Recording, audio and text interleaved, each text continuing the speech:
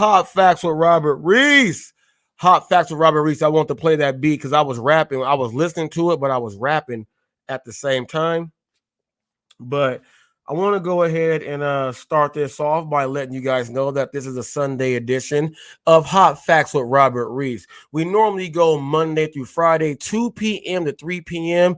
We go 1 hour, but it could go a little further if it gets a little hotter. What's up, Bear Knight? Bear Knight says, I took your advice when I was in the neighborhood with a lot of more elderly. I took an extra minute to find the parking spot, and as soon as I did, 2 painted cat spots, it says car spots that were empty were filled. Handicap spots. Yes, yes, yes.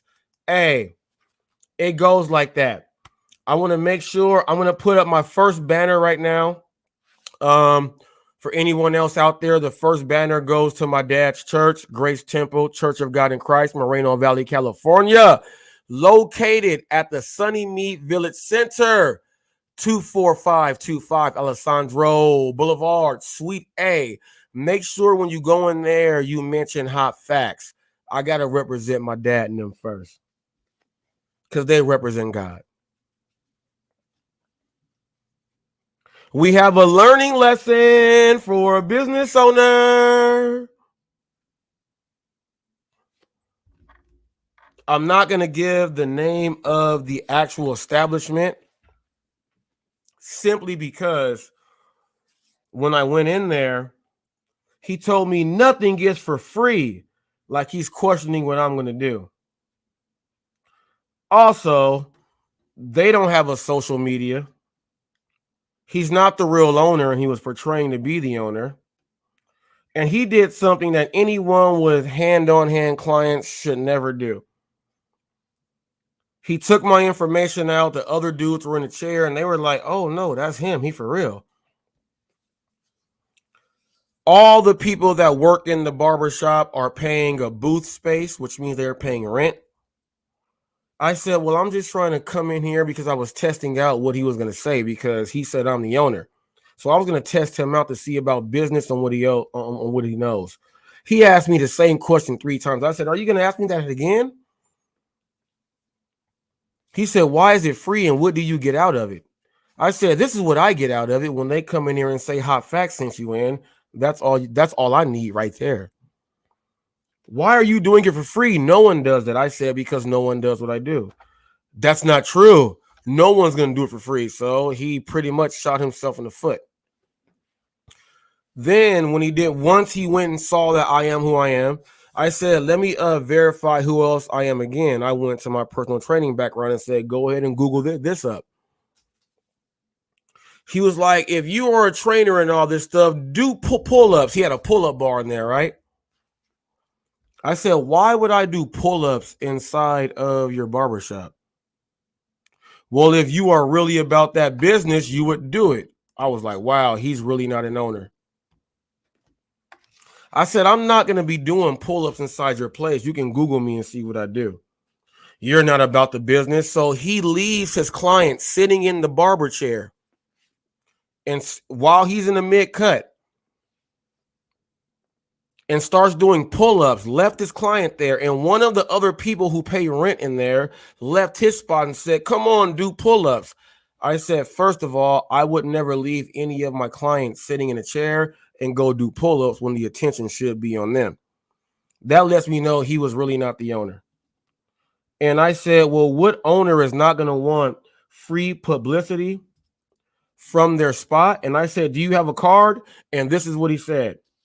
Oh, I got these cards right here, but these cards are not the right address. It's the wrong spot. So he never updated his own personal business because he is not the owner. This is what I'm telling you guys this for. People will fake the funk when someone walks in and they'll ruin the business for everybody else inside there. There were a few other people that went and subscribed and looked me up and was like, no, this dude is for real.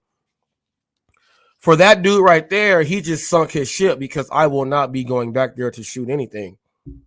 Because he tried to play the El Jefe. He said, and I said, make sure you guys watch Hot Facts today. I'm going on at 2 p.m. He said, for real? Like I was playing around. So if you are watching, you see that I'm for real and your business practice is not right. You don't leave clients to try to show off for someone. And when I'm trying to give you free business, why would I go and jump over through hoops when you don't even have any social media or anything set up for anyone else that goes in there to bring any revenue for your barbers to make your spot a little more hotter? Why would I do pull-ups and make you leave your client? I would never do that. I am the people's champ. That's why I said that out loud in your shop too. Because a real business owner would never leave a client to go do some monkey games. That's why I took a picture of the address and everything, but I'm not gonna do it because that was poor representation. Because you keep saying nothing's for free. If I am the owner of what I do and I tell you it's for free, why are you gonna question that? And I say, hey, my name, HotFacts. When they come in here, that's all I need. The other barbers are sitting in there like we're employees. This is where I get to the gig world. The other barbers pay a rent space to get clientele when they walk in. For who walks in, this barber gets them like that. No, you are paying your rent. If you have someone coming in and they're going to film you do a haircut and they're going to help you and promote you because you are really stuck and you didn't know which way to go, why would you say when I'm paying rent, I don't want no one to come and film my thing? That makes the other barbers have to step their game up. But when you feel like you are an employee, the owner of the shop, if he says, we have to see if you are legit, and when the people getting their haircut says he's legit, he says, well, we got to still make sure. Who is we? You're talking about you. If you don't want the business, you may have a star barber in your shop that has a real nice cut and no one's ever shot his cut. And he's like, let me get my cut out there. But you are holding that independent contractor back. Now, this is how people feel about Uber Eats, DoorDash, and all these other gig apps. Like the apps are holding you back. No, that's why the other people sitting in the chair and the one barber that actually sent me a message said, I am not like that. I got to get my stuff going. You are not an employee. You make yourself an employee. I got a good feature going on. I got a 10-minute wait. Subscriber for my channel right now is 10 minutes. We got about 1 minute and 30 seconds left for anyone to go ahead and do that thing. But I have subscriber mode on, 10-minute wait.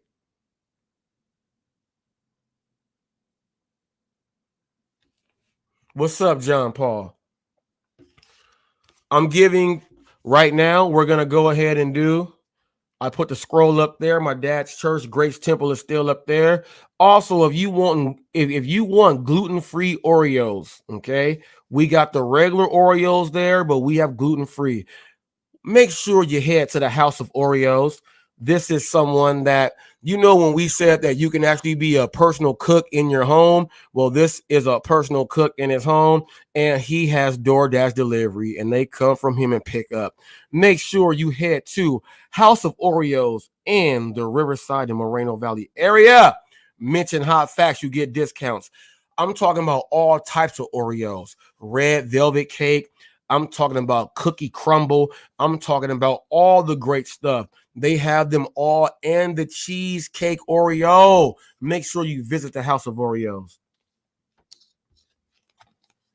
Doing an order this morning, and brand new logistics company. Brand new. They have about 4 contracts, and they also are doing things with Uber and DoorDash. They're signed up through there. Now, I am not the best when it comes down because I literally forgot how to pronounce this. But anytime you put an X in front of anything, I'm just never going to know.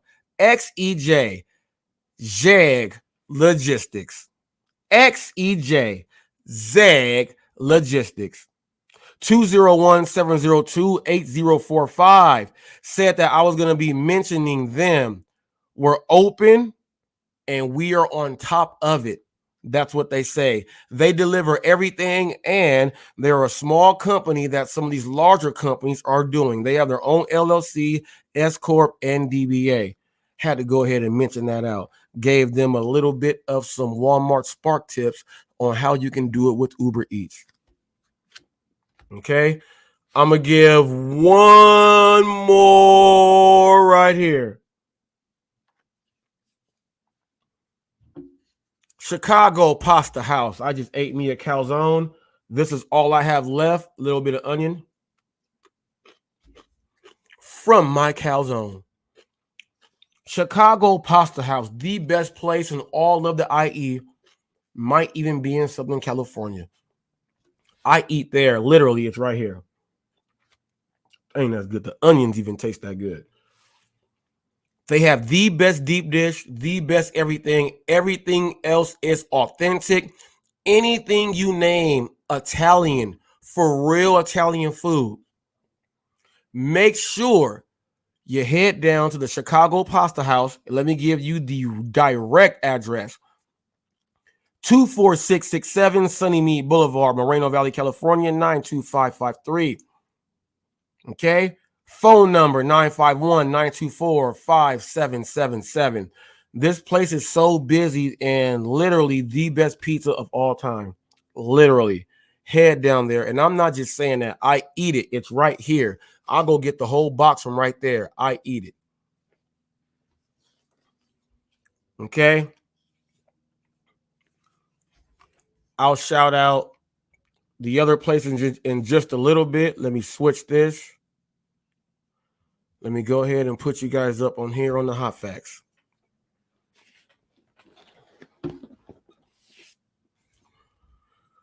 All right now, people.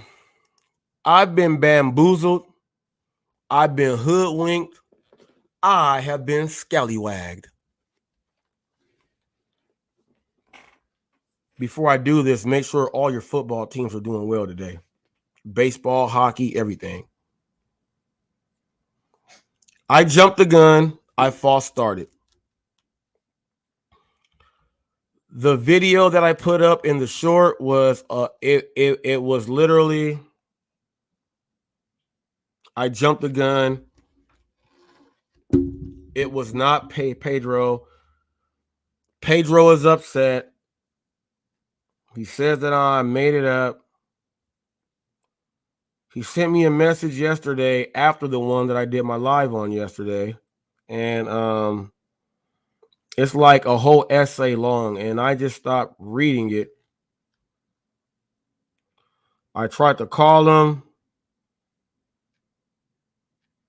and he told me that don't involve me in whatever you have going on. And this was the whole reason on why I was trying to call you, because it was awkward and weird.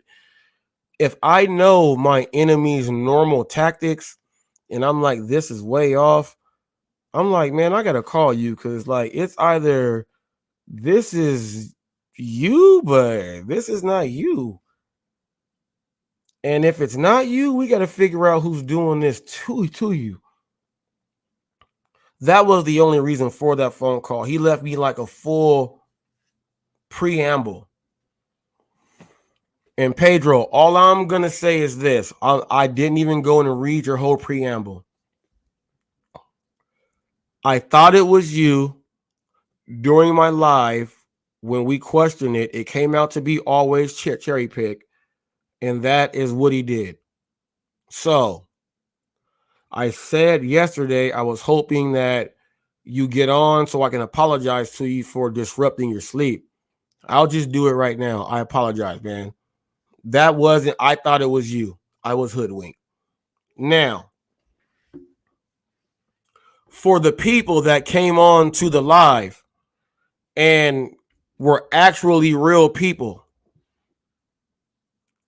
how do I know they were actually real people? Because I talked to my boy Roy. And Roy didn't know anything, and I had to explain it to him. And then my live is there, and then that can be everything there. And then Pedro has my voicemails and my text messages, so he can verify everything. He has them there, so I'm not lying about anything. My voicemail said that Pedro, like, I'm trying to figure out what's going on. That's in the voicemail. Roy told me that, did you block so-and-so? And I was like, well, Cherry Pick has made all these other channels and names that I don't know who's who. So when he's coming out saying that he's all these other people, and then one person kind of sounded like him, well, I don't know who is who. So in order for me to protect my page, I will start blocking everybody that I feel is cherry picked, because he has come in multiple forms. So that's what I did. Whoever don't like that, oh well, that's how you protect yourself. That's why I put in 10 minutes of subscribers only. That's why I did 10 minute subscribers only. That's why I did that. You want to talk? Wait those 10 minutes. Let the whole thing know that you are real, and we will go ahead and do it just like that. I'm not trying to be duped or hoodwinked. I want to hear a real person's voice. And if you are someone that says, I'm going to jump on there and get him this time when he goes live, well, I'm right here. Let me put the link up right now. Let's go. In the words of Al Bundy, let's rock.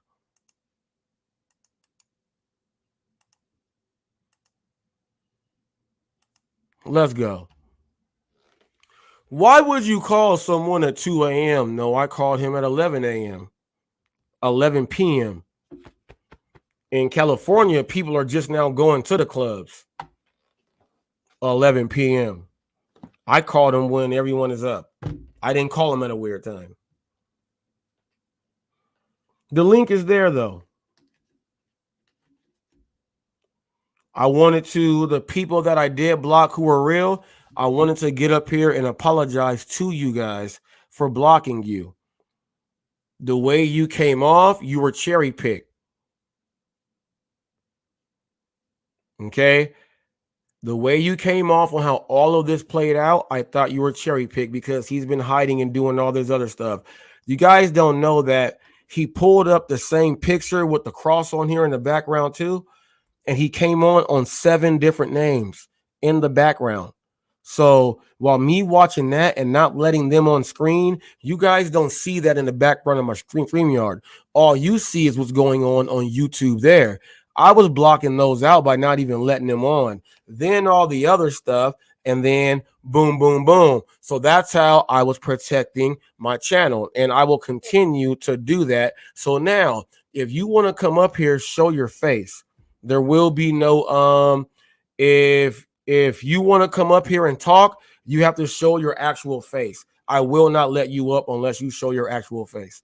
If you don't have an actual face, you will not be coming up here on Hot Facts. These are my rules now. The trolls want to troll. You come to the background. You don't show your face. I will not let you on. Once you get up here and show your face, you can then put stop cam and then have it look like that. But before you get up here, you got to show your real face.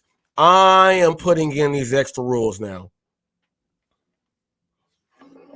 And these extra rules have come by way of the gig world.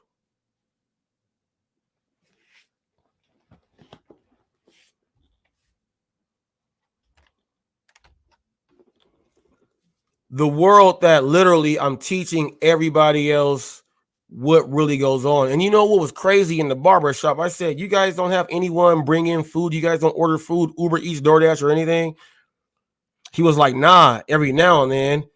I was about to say, you guys are barbers. You guys get food delivered all the time. You guys can't leave. You got clients and walk-ins. I'm pretty sure they got their food jacked plenty of times. But I just let that dude talk. So for everyone that was real, I apologize. But now, if you want to speak on Hot Facts, the link is there. You now must have to show your face. If there is no face, I will not bring you up. These are the rules. What's up, James Gype? James, whoo, I'm not on James Gype level, people. Man, I am not on James Gype level. Let me tell you on the level James Gype is with the trolls and everything. They make fake Cash App accounts. What's up, Moons over Miami? They make fake Cash App accounts to try to mimic James Gype because he does a great job. They make other YouTube channels and everything, and this dude gets all of it. Now I'm understanding why he's all about the positivity and sharing the love and showing everything. Because no matter what, these people will come out of the woodworks and they will come and try to get you. But I will tell you this, as long as you are doing the good of the good, everything is A-OK. And I'm glad I came in contact with James Gype, and Samantha is what he says, my old lady. I got to give them a big shout out there, because when I'm watching him do his thing and when I see him get mad, I'm like, why is he mad? And then, like, dang, these people are really like trying to do this stuff to you. It's crazy how it works. We got weird people out there. So I have to switch up my live for people that are not subscribed. You got to wait 10 whole minutes now. You have to. And all of my moderators are moderators because they understand and they know how to respect my channel here. If you are no longer a moderator, and I am going to be going through the list, okay? If you are a moderator and when I'm doing my thing and you are really not doing moderator work, you will not have a blue wrench anymore.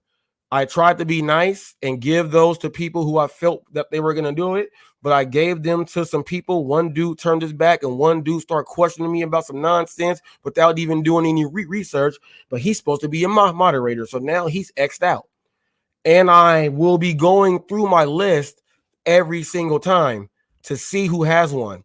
And whoever else don't respect my channel, in the words of Cartman, respect my authority.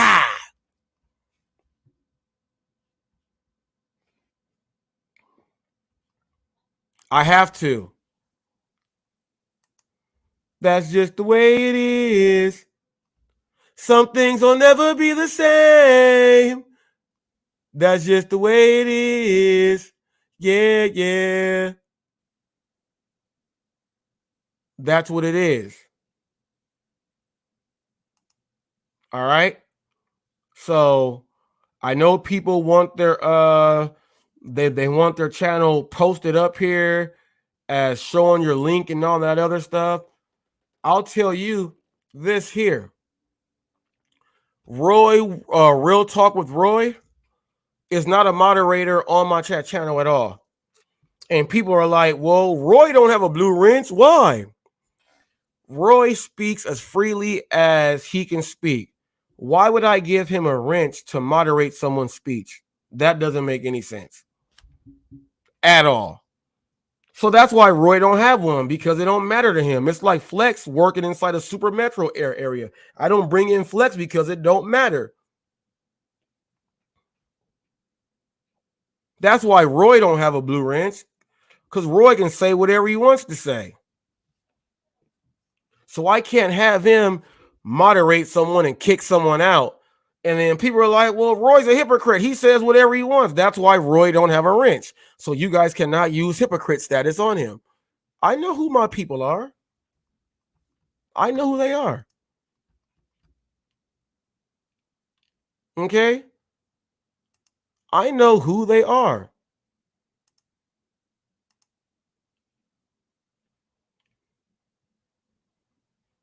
You guys don't understand how it works here. I got to protect what I got. And while it's getting good, I'm not going to stop. So whoever felt that I was offended because they are a real person, if you were offended, and I heard that there were quite a few of you, here is my link. You guys can hop up here and tell me to my face why you were upset and everything else. Let me put this up here.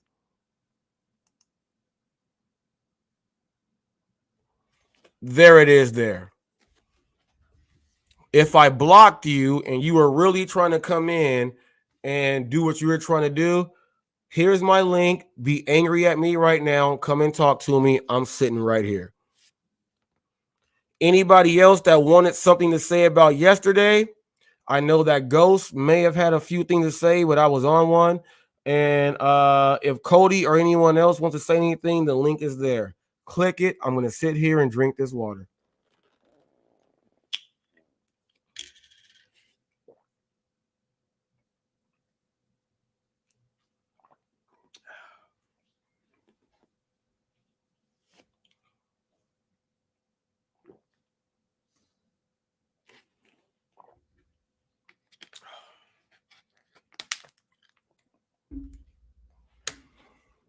I thought so.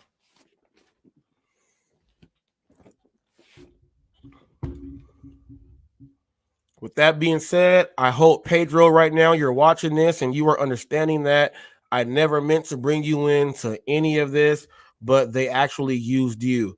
Just like how I told you that when I get the hate mail, they use you and tie you in. Never meant to bring you in, but they did that publicly on my channel. So I just had to talk to you to make sure it wasn't you. So as of now, you are now zipped out, not talking about you again. Unless you just say something that's just so ridiculous about innocent people to where the people's champ has to say something. Outside of that, everything is all good, man. Do your thing and I'm doing mine.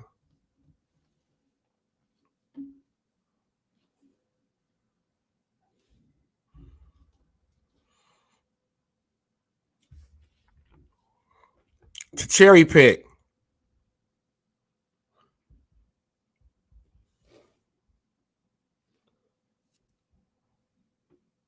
Click the link.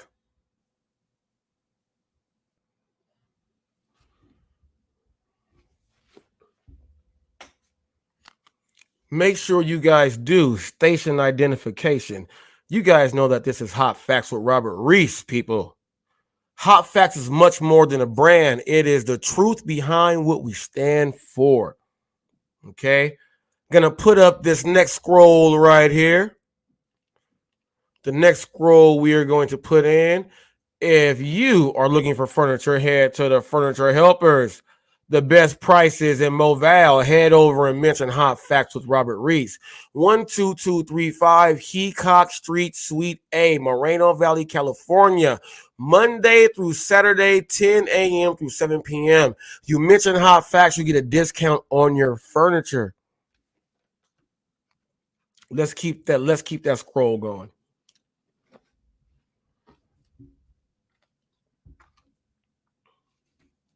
Keep that scroll going. I know there were people that were upset because they didn't get a chance to speak yesterday. My link is here for everyone today. Click it. It is here. I don't want to hear no one say that, oh, we couldn't get on there. Well, yesterday there was an investigation going on and I was bamboozled. I was hoodwinked. I was hit with the Homie the Clown thing all in the head.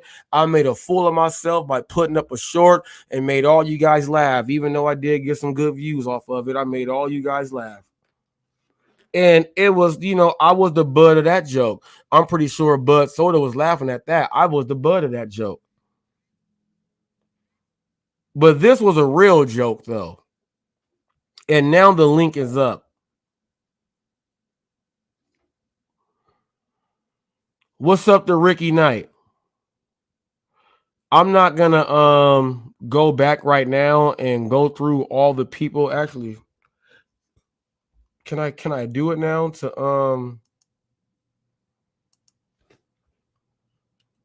hold up? Can I do it now to unhide people? Let me see. Let me see. If I can unhide people right now, I'll unhide some of the people. Let me see. Let me see. Let's go to settings. Permissions. I think no, that's its owner. Let me see. Channel. Oh, those are keywords. Community. Let's see. Community. Hidden users. All right. I got them here. All right. So I'm taking off expose.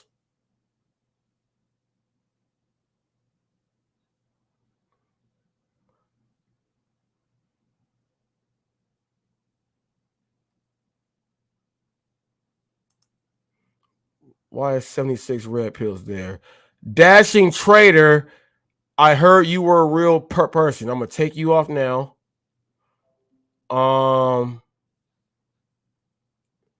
Who else is real? If anyone knows of any of the people, the names that said that they were booted off yesterday, I'm actually looking at the hidden users here. I will take them off if they are real. If anyone knows any of the other names, I will take them off right now.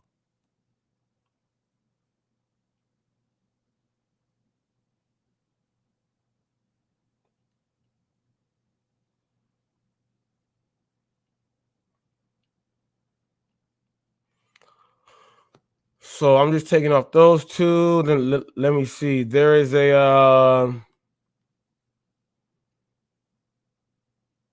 I'm not taking off Boston Mike because his name is Mike. Hot farts, I'm not taking off. What are the other names that I should be taking off that was an actual real person, so I can take them off of here? Behemoth Monkey. Is Behemoth Monkey a real person? Does anyone know if Behemoth Monkey is a real person? Can someone let me know if Behemoth Monkey is a real person?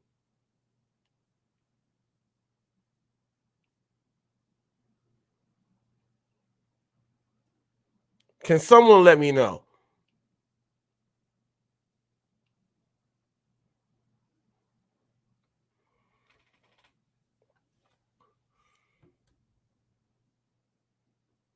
I actually want to hear what Jada Kanza has to say. I'll give him one more chance.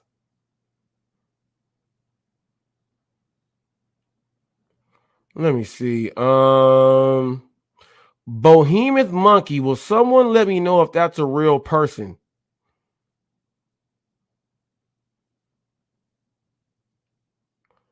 There's a few other ones. How about DoorDash is my job? If DoorDash is my job, a real channel or not? Okay, Behemoth Monkey is real. All right. Behemoth Monkey, I'm going to take you off. I thought you were fake. All right.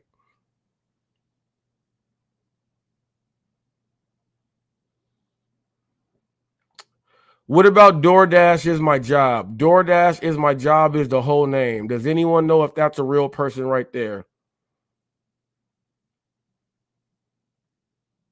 All right. So Roy said Boston Mike. All right. See? Boston Mike. All right. See? I'm asking questions, people. I'm asking questions. Boston Mike, I just removed you.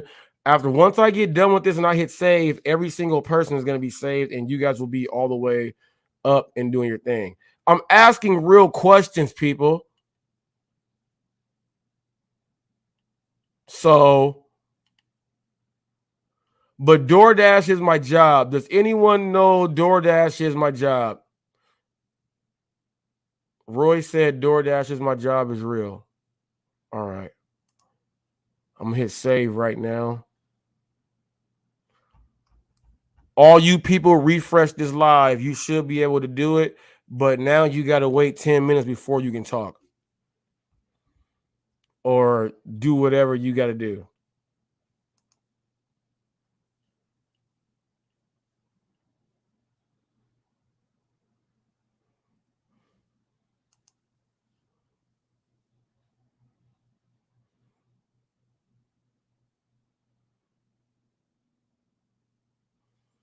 Oh, hot farts is what the driven mom calls me. No, my wife told me something about that. They put up the time limits on. They put the time limits up on people to go and talk because they think she's gonna go ahead and talk, and then she watches that stuff. Yeah, she tells me all type of stuff. Hot farts is what she says. Like I don't know why she would call me hot farts. I don't know why she would try to like make me go Eddie Murphy and delirious on her, but I'm not gonna do that. I don't know her. I don't know her. I'm not gonna just throw jokes out there. She calls me hot farts. I can say a whole bunch of names. Like I'm not. So I'm gonna just leave that there. I think it's funny how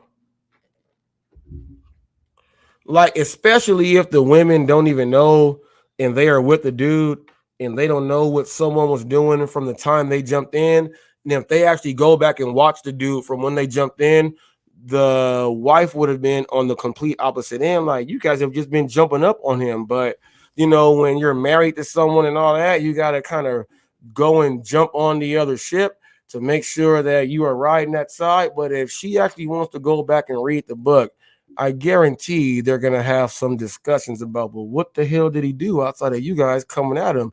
And then say, well, what did you do? Because he never came at you. Why do you not like him? And then all of that stuff has to go on, which means that that whole relationship, they jump on bandwagons. I've never said nothing wrong about the driven dad. Nothing. I've actually kept him in great respect and saying that I want to see what he does. I even went to my other channel when he was like, he switched to his different name. Now I have to answer his question. Yeah, because I've never come at you with anything weird. So for you to have this stuff going on and I've never done nothing wrong to you, if no one's ever done nothing wrong to you with your business, that means when you are upset and your spouse starts running your mouth, that means that you guys are puppets and pawns. And that means that you guys are just joining in on reindeer games and you guys really don't have a pair between the four legs there. So that's what I'm saying there.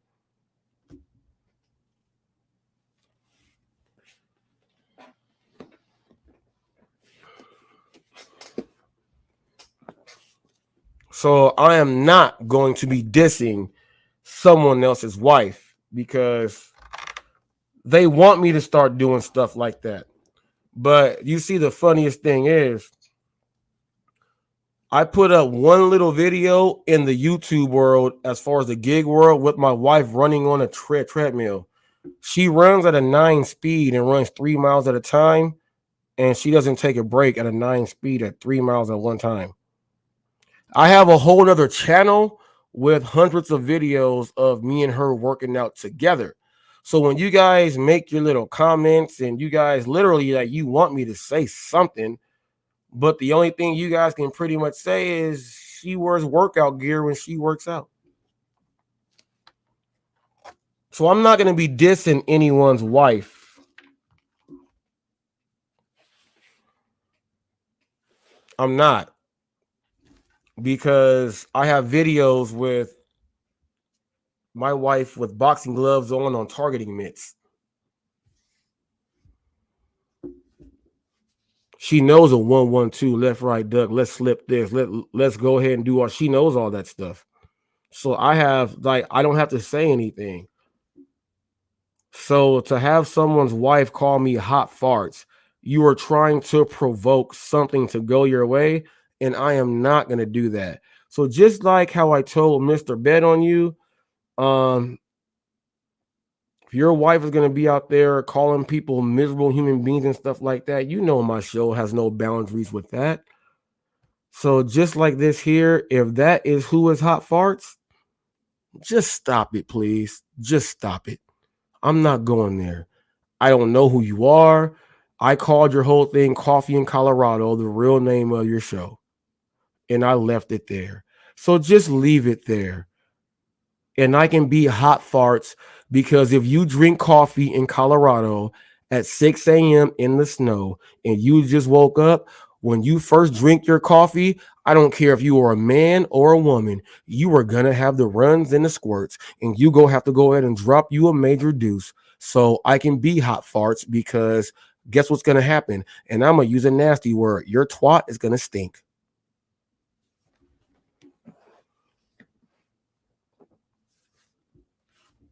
You drink coffee in Colorado at 6 a.m., everyone knows what happens. And then let's say you eat your breakfast and then drink your coffee, and you're doing it at the same time, and that's your first meal with your thing. We already know you got the hot farts. You got hot coffee. So you said a real statement. If I drink coffee in the morning time, I am hot farts. Yes.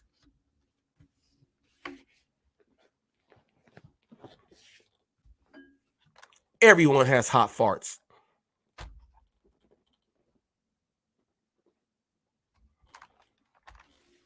Everyone has hot farts. Everyone, whoever drinks coffee has hot farts. That's a true statement. Unless you live in Colorado. I guess you have cold farts because you drink iced coffee.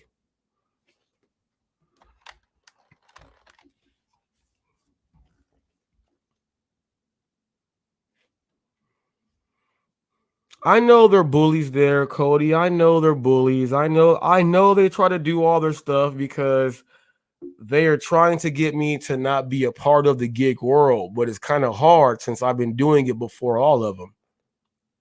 It's kind of hard. And everything they are doing is brand new. It's all old to me. They are right now, after years of doing the job, trying to accept every order to see what it can really do for you. Why wouldn't you have done that the first time you joined in? So then you can know how to work it right all the way for yourself. Just because you have a Tesla don't make you smart.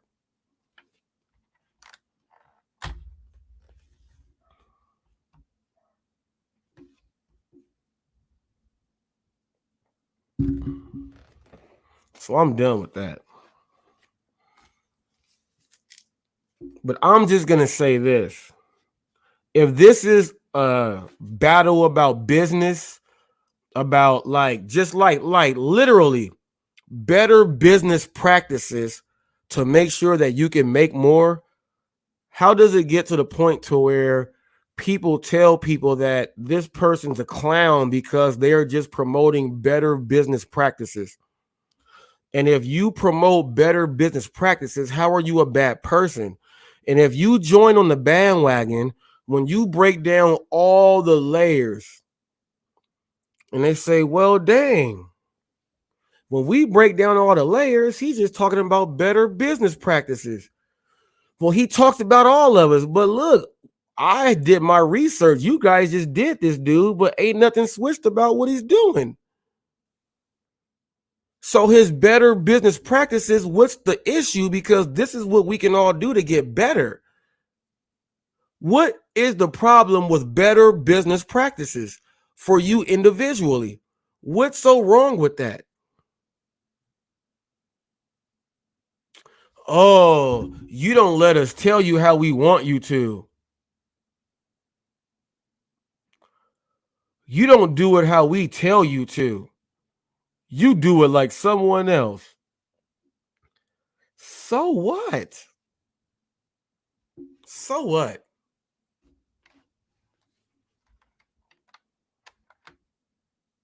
So what?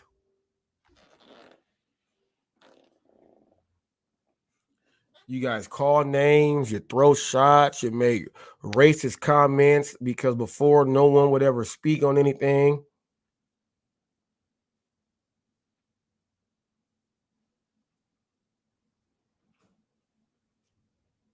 Come on now. Hannibal was promoting the cuddling thing, right? And he said, when someone said, well, what if things happen? And at first, before he knew everything, he was like, no, nothing happens. Everything is all the way good because he didn't know nothing. He was just talking out his mouth. Now he puts up a thing where there's someone that's on the cuddling thing. They charge $2,000 for touching, but says that there's nothing else going on. This is the same thing that he put out loud publicly that he wanted to do while he was married. And everyone's like, what? And he defended it until he's putting up this thing now. This is what I mean. People will run with something until they hit that brick wall. I guarantee he don't promote that cuddling app anymore.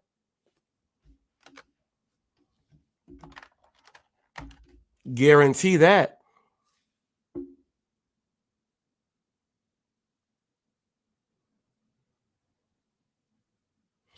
Okay. Here is yeah, Sin City said, bro. Sin City, you already know, man. Sin City, you already know, man.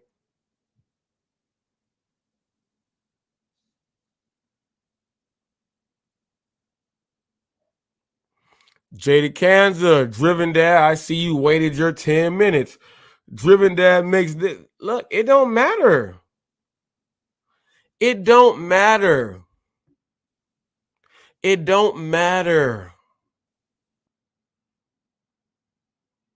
This is why we have taxes at the end of the year, to where you write off your expenses and everything, and then you see what your total profit was. Some of these people are doing all of these numbers right here, and they are not scratching the surface at all.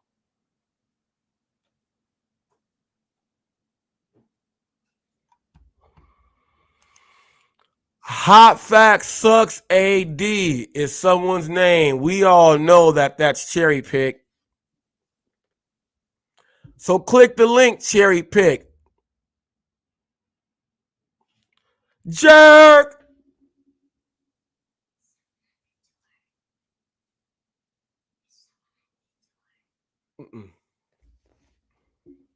I did the pose.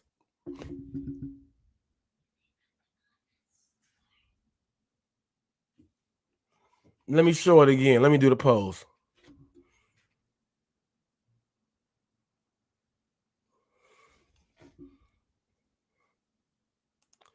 All I'm saying is this. I am so glad that I made it here, because check this out. I never was like trying to, all right, I use the gig world to, I know the views can come like this, but I'm still going to do my thing to do my own show. My own show is not like the gig, like it's my own show. So now when I get all these trolls, I love it, because in the analytics, I get so many more views. And as long as you guys keep coming and writing these things, I get more views. Every time you make up sub accounts to talk about me, to wait the 10 minutes on these accounts, you're waiting 10 minutes, which means I get 10 minutes of you being on my thing. I appreciate all of that. Keep watching. Thank you.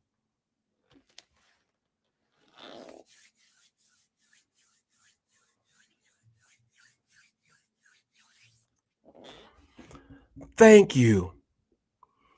And I'm going to do Mr. Burns' voice one more time. Smithers. Smithers. Where is Simpson, Smithers? Thank you. Thanks. Appreciate it. Appreciate it. Gave you a Nelson. I love it. Now, here is what I would like to do. I see my man Sin City is there. I see Richard is there. Richard, I would love to get you on, because now we're about 2 months or some change in. I would like to get from you how the whole atmosphere with, obviously, first of all, with your Discord, and how are you seeing it in Vegas right now? If you can click the link, I would love to get an answer on that. I would love to get an answer on that. I would love to see how it is right now with because they tried to downplay your Discord. I would like to know how many more people are joining in, how many people are making it more, and what is the reception now that you get from viewers online before, and how it is now. So that's what I would like to know right there. Jada, Kansas. Ooh.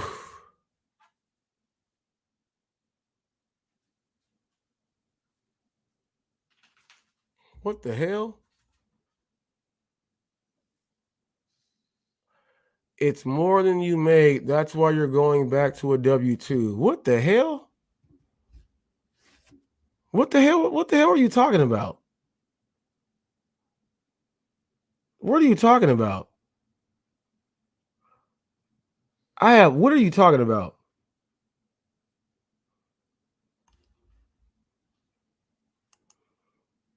What are you talking about? Jada Kansas mad because he's not moderating anymore.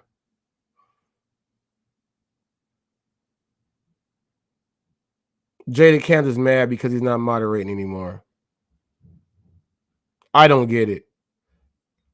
Says that's why you're going back to a W-2. I don't understand what you're talking about.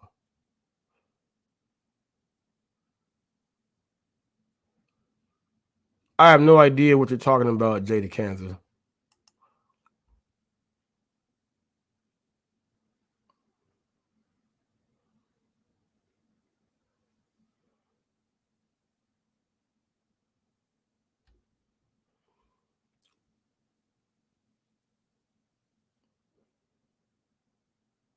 Oh,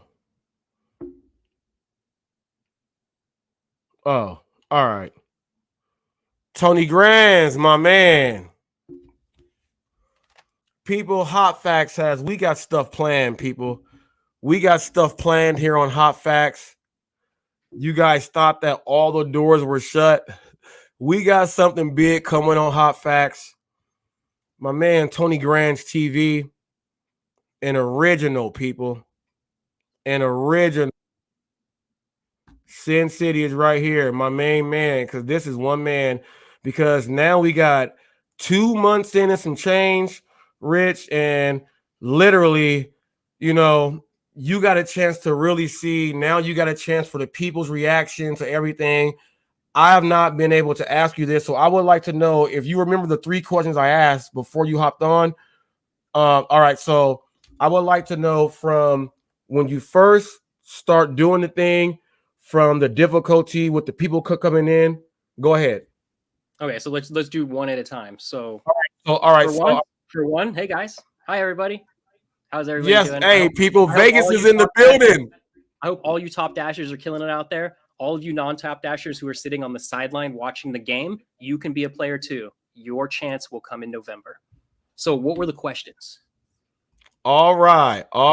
So I got Cody right here too. Let me go ahead and back this up. All right. So first question is, I know you had shows going on and doing your thing for the first like month and some change. So I want to know about, just tell me how the start and the switch to how it is now, how it's going for you as a total, from going to not being liked to, obviously now more people are right there. Got you. So the first month, August, obviously torture for me as a person, right? Coming out into the community, going against the grain with everybody, and everybody kind of saying, no, it's not, that's not how it works, because that's not our experience, right? So what's funny about that is, let's reflect 2 months ahead now. Like you said, after the 2 months have played out, how much it's different. Every YouTuber that covered DoorDash and any facet of DoorDash is covering Top Dasher right now at this moment.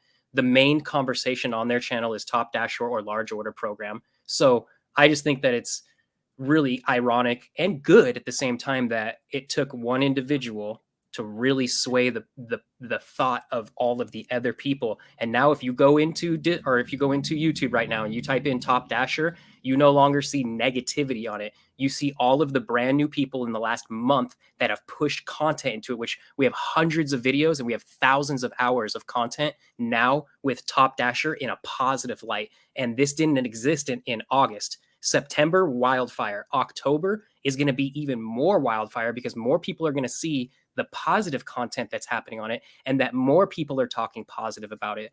So for what I've seen, it's a complete 180. I came into it and people said, no, Richard, you're wrong. That's bullshit, whatever it may be. Now it's, hey guys, have you really heard about Top Dasher? Have you guys heard about large order program? Have you guys heard about how to make money faster? This is how you do it. And now they're riding my train, which is fine. I don't mind anybody riding my train. Like I said, I think it's a very good thing. Even if people don't give me credit for the information they're bringing to their community, I still won because the information's going to their community. And that was my goal, is to share the information with everybody. And I know a lot of people are not going to give me credit. 2 out of 10 people will probably give me credit for it, and the other 8 people will steal the credit. I'm giving you your piece. I'm giving you your piece. For sure. But it's the type of world we live in right now, right? And when you have something, and when you have an edge and you have a community watching you, you're going to use your edge against that community, right? I have a very small community, but my voice is louder than the larger communities, which is awesome, which lets me know I am going to rise above them. I will be larger than them at some point, and people will follow me for me in the positivity and not the negativity bullshit. No trip, no tip, decline now, multi-app, a lot of bad advice for their viewers, and they don't realize that they're hindering all their viewers. So now let's go to the next one. How does my Discord be, right? Yes, the Discord. Okay, so I started that Discord on July 1st, the first day I became a Top Dasher, right?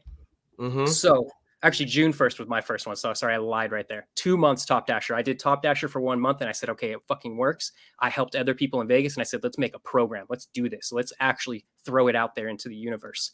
So I have over 500 people in my server now in 2 months. So we call that, 250 people every month or something that's joining. And that's a lot of attention in a server that only has one person that's creating it right now. And in such a small niche also.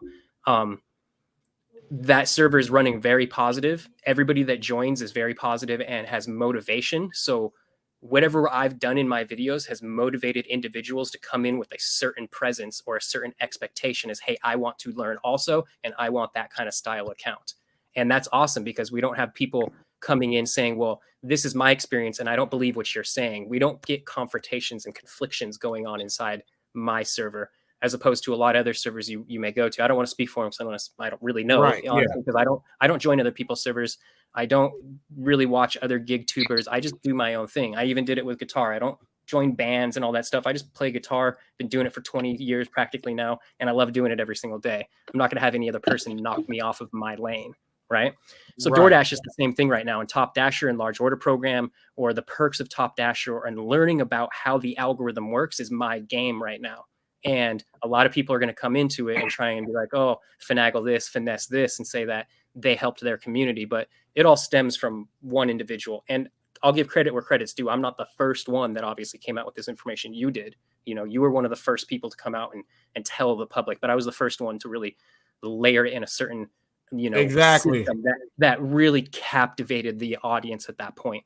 So everybody is fire inside Discord. People are posting the largest numbers they've ever had, the fastest money they've ever made. So if anybody is interested, you can go into my Discord. It's free. Links are all over my descriptions on my videos, Sin City Deliveries. Just go to that YouTube channel and you can get into the Discord and you can see what everybody's posting. This isn't just non-Top Dashers. This is like 90% Top Dashers talking and conversing and sharing information, which is a big difference in any channel that you can go find right now. You're not getting a collection of Top Dashers having a conversation and being part of that conversation.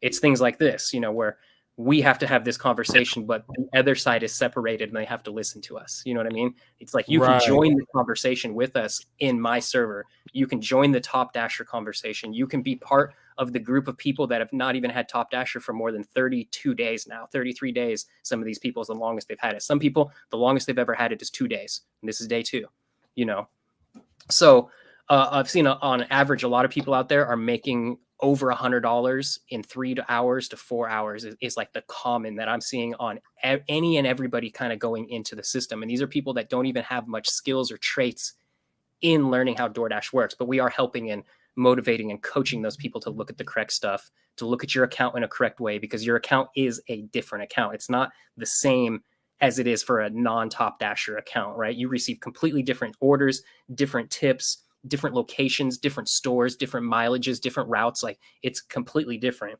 I'll show you mine. So I worked this morning and maybe this will focus. You can see there. So I came in I turned it on at 10. Oh, I can't see now because I moved it. Oh, you good? Okay. So I started at 10:10. You can see there, right? And then I stopped at 2:16. I did 9 deliveries and I made $114. Right. And then I did that in 4 hours and 5 minutes of dash time. And I only say this in dash time right now because I know the majority of everybody out there thinks of DoorDash as like a W-2. They look at it as an hourly metric, and DoorDash is not an hourly metric. We are a service-based provider, as in you get paid per service. You don't get paid per hour. If you want a per hour wage and you want the security and the comfortability of it, yeah, go clock in with somebody and go build someone else's dream, or you can work on your stuff. You can work on your dream, build your platform, make the money you need to do, go see your family, go on your vacations and build your life, or you can clock in for someone and build theirs and be a slave to their company. I know people will be like, oh, but you guys are slaves to DoorDash. Nope, I'm not. I'm sitting here right now. No slave in there. And I already made $114 today, and I'm going to go out there for dinner. It's $2.49 right now. I'm going to go out at about 4 o'clock, maybe 4:20 or something like that, 4:30, and I'm going to go smash the dinner out there and go make another 100-something bucks. Like I said, I only make $200 a day. From going from a general manager of making $69 a day after taxes and everything, right, didn't make just 69 a day, but after taxes, my actual spendable money that I could go spend was 69 bucks a day. And I had to make that stretch over 14 days, 2 weeks. And then I'd only make $800, maybe 830 bucks every 14 days. And guess what? I got paid on a Thursday and I was broke Thursday night. I don't remember one time that I've been broke off a DoorDash because of the flexibility and how they allow you to work when you need to work. Yeah, they allow. Yeah, that's what I'm saying. You know, you get the ability to do it. People need to understand you're trading flexibility for hourly wage. Okay, so if you're not comfortable with that right now, then you got to go back to a W-2 and go clock in, because you're gonna give yourself anxiety out the butthole if you're gonna think that you want to try and make $33 an hour every single hour at DoorDash. And if you didn't make that, DoorDash is a trash company. It's the wrong mentality, wrong mindset going into a job that we do right now. And if you're worried about mileage also, oh my God, I drove so many miles in my car. I don't know why. Oh man, let's not get into that. Why you chose a driven based job to drive a car, and then you're going to complain about miles. You know, there's gripes and things with every little thing, and people are going to find, I like to just call them nuances. People find every nuance that they possibly can find, and they'll try and create a little argument around it just to stir the shit in the pot, because that's what 95% or 98% of humans like to do. They like to be like, oh, this is the way it is. You don't agree? Okay, well, let's argue now. And they want to trade energy. You know, everybody wants to get that energy and that dopamine fix that, oh, you don't agree with me? Well, I don't agree with you. And it's like, I know he doesn't agree with you. Watch, let me do this. Hey, you suck. See, it pissed him off, right? Yeah. No, you suck times 2. Oh, you said that you, well, yeah, guess what? Your mom sucks now.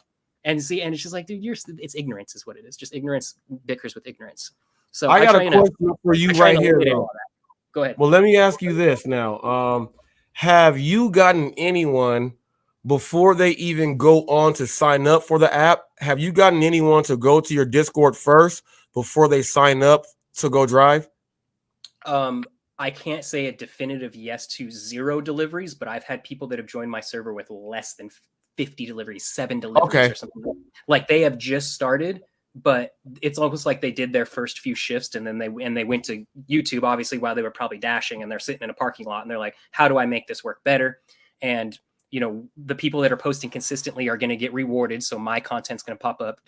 Pedro's content's going to pop up. More Finance, Nugs, you know, all of these people are going to pop up in that group of people to watch their content, right? So I think a lot of new people find me that way, and then they might go, well, they're not indoctrinated by any system yet. So they look at it as, well, this is advice. And if this advice is on YouTube, then I might as well reach out a little bit and maybe start listening to that one. And people are going to pick and choose who they want to find. What's cool about me now and my channel and my content is I now have hundreds of hours or tens of hours of Top Dasher content that didn't exist 2 months ago, which meant any person typing in DoorDash got flooded by Pedro, got flooded by Moore, got flooded by you know, Mushi. I was going to ask you that. All of those little people that have been posting consistently, they've built a subscriber base, and the algorithm is pushing their content to anybody that's typing into, I like to just call it the Dewey Decimal System. YouTube is a search engine. YouTube is not a video website. It's a search engine, you know, and people are searching for answers. They're not searching for them to tell you what to do. They're not, what do I do when I DoorDash? No, it's how do I make DoorDash better? They're phrasing it in a certain way. They're asking questions, and we are the answer to that question. Right. Yeah. And I was going to ask you that too, because of it's crazy. Like how my channel is, everyone in the gig world knows about my channel, and they watch my lives now because they actually like the show Hot Facts. The content they know that I do for all the apps, and it's not DoorDash specific there. But you are in there as DoorDash. So you hit in there and got inside that lane with the DoorDash group. So now how is it for you to hit there, to get inside their freeway, and now to be in there changing lanes with the content? And now your content is actually the content. It didn't just go in as you came in to play the game. You came in to get in the game. Your team won because they picked you up, and now your content now for DoorDash is the content. So how does that feel? It's awesome. I went in with the intention of that. I went in with the no tip, no trip, decline now, negativity, straight negativity, as in anything that happens is no, fuck the customer, fuck, right? Just bullshit is what it is. And I hated that. I hated opening up YouTube and typing anything in about DoorDash and just seeing shit post is the way I look at it. So I said, you know what? If these people really think that there's not an answer to what's going on and cherry picking is the best way, then what I've learned with Top Dasher and Large Order Program, that I learned the ultimate cherry picking strategy. And if these people really want an answer, if they're, I'm just going to call them small-minded, these small-minded people that can't think out of the box because they're following all the other thousands of people that are doing the same shit again. If they can't step out of the box, then let me give them something to step out on. Right. And that's where Top Dasher came in. And I knew I was right. I knew it with 100% certainty. And I'm right still to this day. Anybody watching this video right now that's a non-Top Dasher that's doing this to me, well, you can eat it because I'm right. You're not. So, and it's so good to be able to definitively say that to someone also. You know, that'd be like saying, no, we won the Super Bowl. We have the ring. You don't. Like, how much more do you want to argue about this? We are the better team right then and there. Yes, next year you guys might catch us. But right now, guess what? You know, and that's what I am with Top Dasher. Right now, guess what, guys? Yeah, Sin City changed the landscape for thousands of drivers. And not everybody's going to admit that they're following this program. And people aren't even going to realize now because the information is getting convoluted with other gig tubers that are talking about the information to their audience. And they're saying it like they figured it out, or they're saying, check out my experience as a Top Dasher. And what's ironic about it is that person would have never been a Top Dasher if I didn't ripple the entire pond of DoorDash. Man, you got it. And see, this is the Jada Kanza I know, the dude that gets up in there and talking about the real deal right there with his comments. That's the Jada Kanza I know. Cody, I see you here, man. I know you've been in there. Hey, I had to let Rich. I got a few more for Rich, but I'm gonna let you hop in here real quick. You're right here. I don't want to keep you waiting because you a man. I know we can't be holding out that long, man. What's up? About 2 minutes. So Jada Kanza asked me why I was doing gig work from a W-2 and said that I must be lying about something. So I'll take 2 minutes and explain. So for 9 years prior to doing gig work, I worked for Nevada Department of Corrections and I worked for the Alaska Department of Correction. So that's, hold on, this fucking clown over here. So that's what I did. Now, where we lived, way out in rural Alaska, way down on the Kenai Peninsula, when my wife could no longer do dialysis at home and she had to go in center and have a port put in her neck to pull blood directly out of her heart so she could do dialysis and survive. That was not available down on the Kenai Peninsula where we lived. So it was no longer viable for me to work for the Department of Corrections. That means I couldn't live in two places at once because we would work the week on, week off schedule. So gig work filled that gap. It gave me the flexibility I needed. It gave me the income that we needed. All that stuff. Now, fast forward, where our situation is greatly improved. She's going to be able to start doing dialysis out here at home. We don't have to drive into Anchorage for it. Hopefully, I think after this week or maybe the next, that allows me to go back to what I really would much rather do, that I have education in. So Jada Kanza, to answer you, you were referencing the driven dad saying that he makes more than I do. Now, on paper, maybe, but by the time you got to calculate in that rented Tesla, by the time you look at all the hours he's putting in, upwards of 14, 15 hours, probably not. Now, then you went on to say that I must be lying about something. No, I'm not lying about anything. I'm not saying that what I do is better than what a gig worker does. And I'm not saying that a gig worker, what they're doing is better than what I do. What I can tell you is when I return back to W-2 state employment, my entire compensation package with benefits, excluding overtime, comes out to about $180,000 a year. So that's why I said what I did to you, Jada Kanza, was compete with that. Now, will that person have more flexibility than me?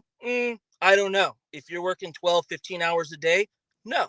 So that's the reason why that I'm going back to the W-2, because I never intended to do gig work long term and forever. It was just a stopgap to give us some income and some flexibility that we greatly needed.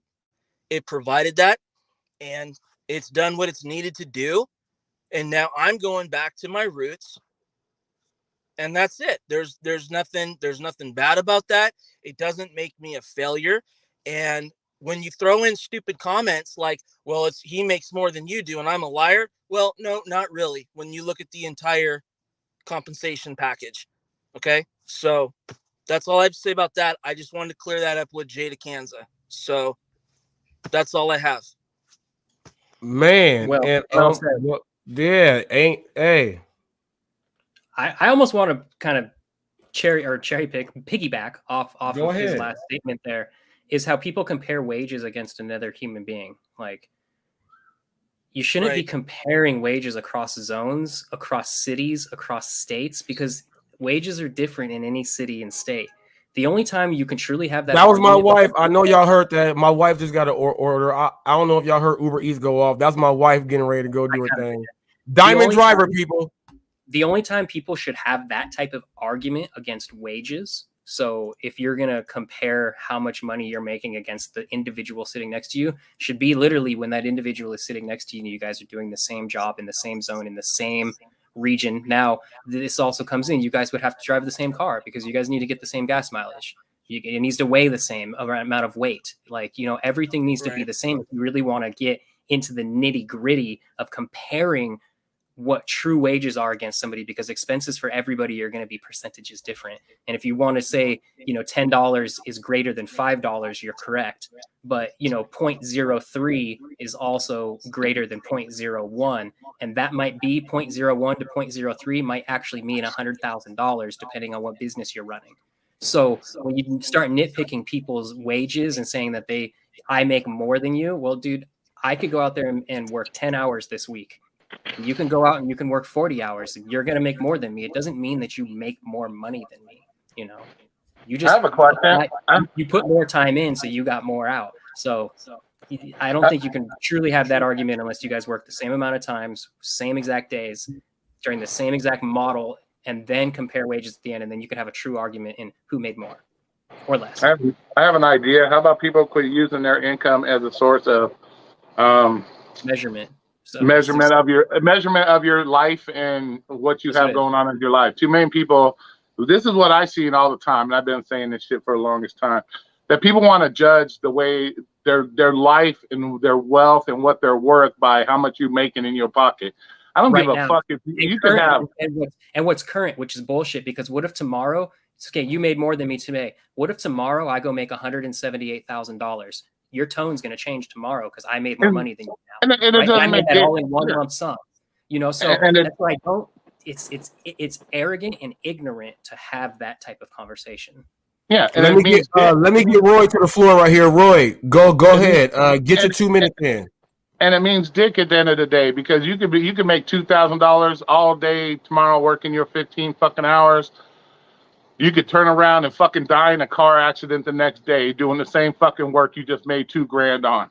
I'm not saying it's gonna happen, but it has happened to people. We've seen the Uber Eats driver and wherever he was got fucking splatted because some people decided to steal his car. And so you can't be gauging your life on how much money you're making every day. It means dick.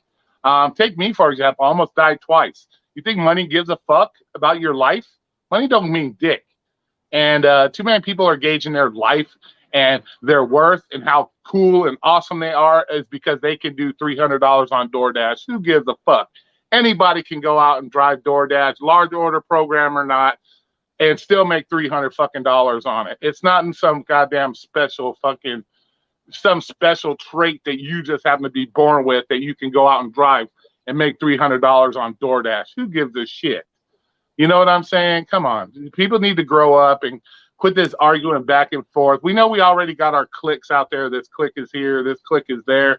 They don't like what this clique says. They don't want, because, we all know that. I'm in the middle with everybody because at the end of the day, I don't give a fuck. You can make fun of me. You can laugh at me. I don't give a fuck. Do it to my face. That's all I got to say. But at the end of the day, this shit means nothing. I've had multiple businesses at one time. I worked as a bouncer in a strip club, making $600-700 a fucking day, looking at naked chicks and beating people up for 7 years fucking straight. At the end of the day, did it mean anything? No, it doesn't. It means absolutely dick. And so I just wish people would get out of this mindset. If you're gonna come on here and base your whole life experience on your DoorDash money, grow up. Find something else to do. That means you are not living a life when you're 12, 15 hours in a car sitting on your ass bragging about $300. You ain't even living your life. You know what I'm saying? A lot of people make fun of me. Oh, you're fucking lazy. No, I have a life. I want to do other things besides DoorDash. Yes, I have a W-2. I'm cool with that. I live with my mom. There were circumstances that caused me to have this situation. It's not because I'm lazy. It's not because I can't go out and DoorDash and make $300 a day. There's a lot of things. I take care of my mom. She's handicapped. I do stuff for her. So, people need to stop getting this whole thing out about the money and the large order program. Firstly, they should abolish that and all programs on DoorDash. I was going to ask you that, Roy, because some people think that you joke when you say it because they see a joke or LOL. This is one of the main things I want to ask you, because I know that there's a method behind on why you're saying it. From me to you, can you explain to everyone why exactly do you think they should do away with the large order program? Because first of all, we're independent contractors. Independent contractors, when we sign that agreement to be able to deliver food for DoorDash. Okay, nowhere in that agreement when I signed with DoorDash says, okay, if you're a good boy and you DoorDash enough for me, I'm going to give you a special program so you can outdo your other independent contractors. That's not how it works. Independent contractors, like if I was a plumber, there's multiple independent contractors that go out, bid for a job, they get it. I don't get it because I look prettier than the next fucking guy. No, we get bid, you get the bid. Everybody should have the same access to all deliveries on the platform. Just because you have 20,000 deliveries don't mean you're a better dasher than a guy with 10 deliveries. That shit means absolutely nothing. Just because you decide to do it full time and I decide to do it part time doesn't mean that I shouldn't have the same access to those deliveries as anybody else that works at more than me. So in my opinion, yes, it's an unfair program. All these programs, in my opinion, are unfair. It's the companies taking advantage of people, in my opinion, because they're pushing whatever means, giving this, giving that, to get you to go out and do, at the end of the day, do what they want. Not really what you want, because I hope nobody wants to be in their car 12, 15 hours a day.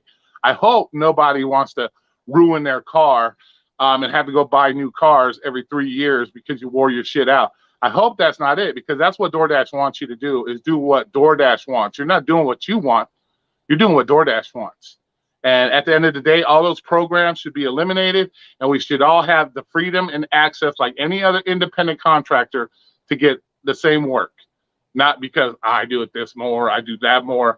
They think I'm better because I got more fucking right. Let me tell you something. I've done 12,500 Lyft rides. I've been in the gig work since 2016. So just because you jumped on during the pandemic, and I'm not saying anybody specifically in this room, but just because people have jumped in on the pandemic and it was hot, making good money, doesn't make you any better than anybody else. Because I've been doing it when there was no pandemic, when you really had to go out and know your fucking markets and do the right shit and do it right. So there wasn't no giving me free shit. Lyft didn't say, okay, you got 12,500 rides here. Let me give you a special program. It gives you more fucking riders than everybody else. That's not how it works. You go out and you do it. And that's true independent contractor work.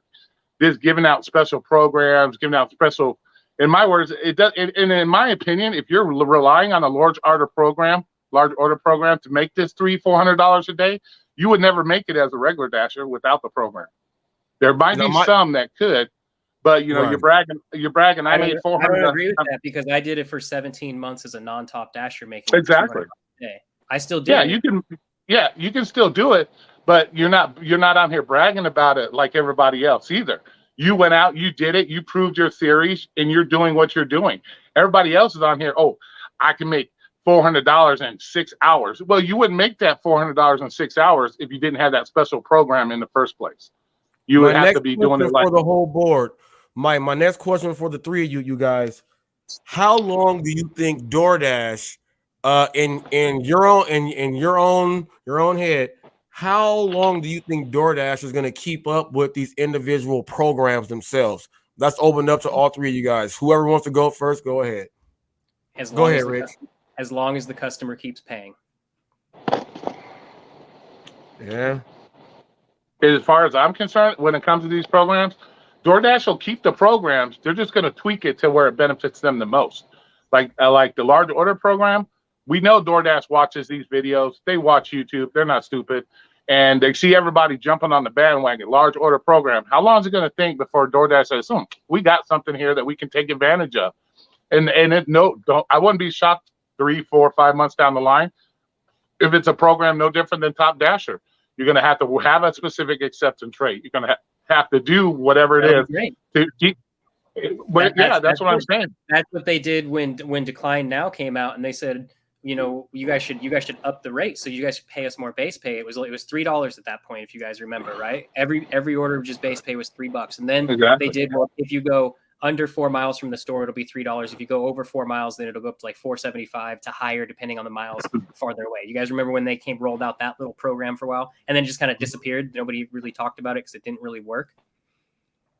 Right? It's like they're just gonna change programs as they need to. Exactly. Right. And then people are making fun of me because I say abolish the programs, make it a level playing field for everybody, and people are like, "Oh, you're just salty, you're a dick." Blah, blah, blah, blah. You're just mad because you can't get on it. Trust me, if I wanted to, I could get on it. It's not that fucking hard. The requirements aren't some kind of it ain't like I'm going to the fucking Olympics. Okay, no, it's not that hard. I can get on it. I can get on it if I want to get on it. Yeah, but see, exactly. And everybody, one thing that DoorDash looks for is to make sure that they're paying their people that work the most on this system, and I think that's what they're looking for. They want those drivers to show up tomorrow. Like I think someone mentioned it, they don't care about the little driver, the part-time person, because that person's not going to show up next week, but DoorDash will exist next week. And DoorDash's policy is to, continue to live probably forever, right? As long as they can exist. So they don't care if the small driver leaves the platform because they didn't make enough money hourly, but they do care about the driver that goes out there 5, 6 days a week, 7 days a week, every single day. We got dashers like that that's what they do. They're going to make sure that account signs in tomorrow. So they're going to feed, I don't want to say they're going to feed you orders, but they're going to make sure you hit a certain amount of money. And through that, I think that's where Top Dasher comes in. You learn about Top Dasher, so you go for it. You learn about large order programs, so you go for it. You learn about the pizza program, so you're like, you know what, I'll take it. You see shop and deliver. You can do priorities for shop and delivers. And some people will be like, you know what, I'll take advantage of it. I did. Nobody wants to do them. You want to see one of the shop and delivers that I got today? Show it, because I know you got the proof. Do the customers, do DoorDash really care about you? No, they'll deactivate you in a heartbeat. Oh, that's for all sure. it takes.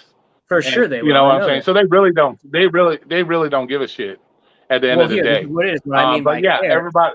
They've created programs. Well, I know what you're saying. On the program to give me the most money, and of course I'm going to return to them because I can get good money from them. But look at this. But they are going to switch it up. They are going to switch it up sooner or later. Oh, you got a 40 stack right there, huh? So here, and I'll even show you. He even said it in the when you're on the order. So I'll even show you this way, so you can see that it was sent to me as an order of $43 on this order. And come on, how often do you see that get sent to your phone? Yeah, very rare. You know what I mean? So it's just like, it's kind of cool to know how these programs work and then just adjust your account to be inside those programs. And really what it is it's just an algorithm, and we're feeding data points to the algorithm. And now the algorithm goes, well, this is what it is. So we'll spit back the answer to the solution, which is the customer's order total, and we're the answer to the solution of that dollar amount. It was $250 worth of food, also 57 items, but a lot of double stacks and stuff, but still get paid $44. It took me less than an hour, like 55 minutes or something from accept to drop door. That's good money. Yeah, but it's just funny how everybody wants to, like I said, clown on me because I say abolish these programs. But at the end of the day, what's going to happen is if DoorDash does decide to change these programs, then you're going to hear everybody bitching otherwise. They're going to be like, oh, that's not fair. Why did they change it? Oh, that's not, what I'm saying?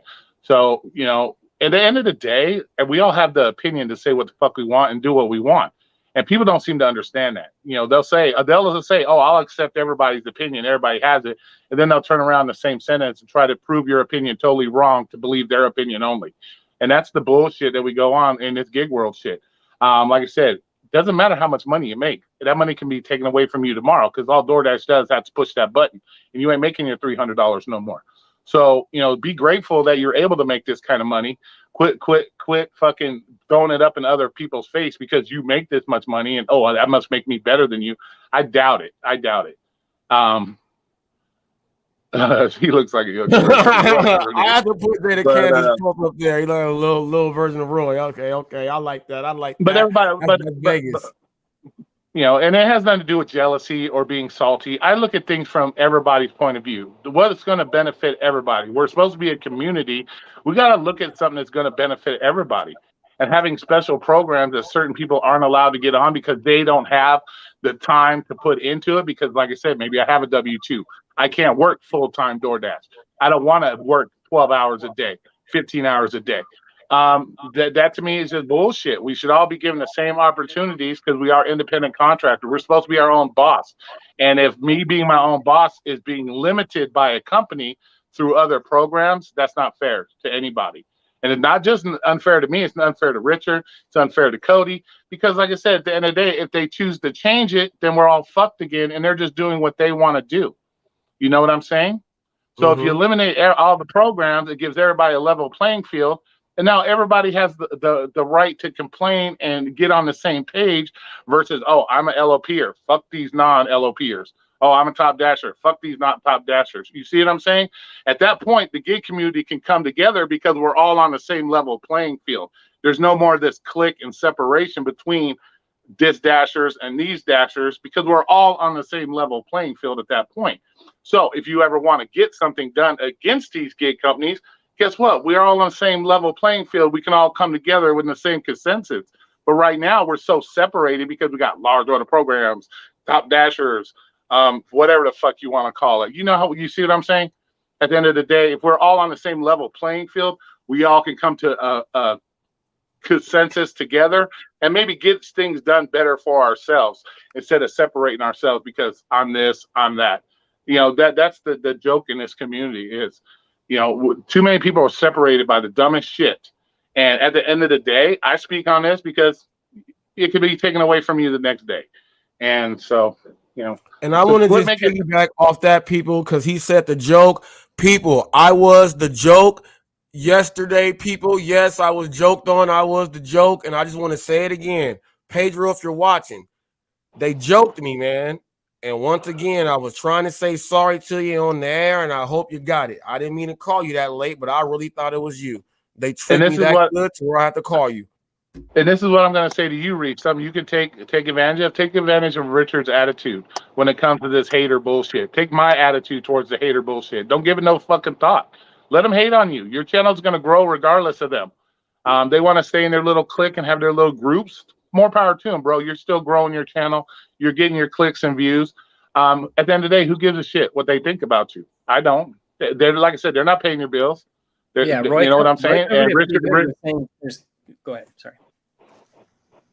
That's something you can learn from Richard is ignore that shit. Let them say what they want to say. At the end of the day, you're the one going to the bank.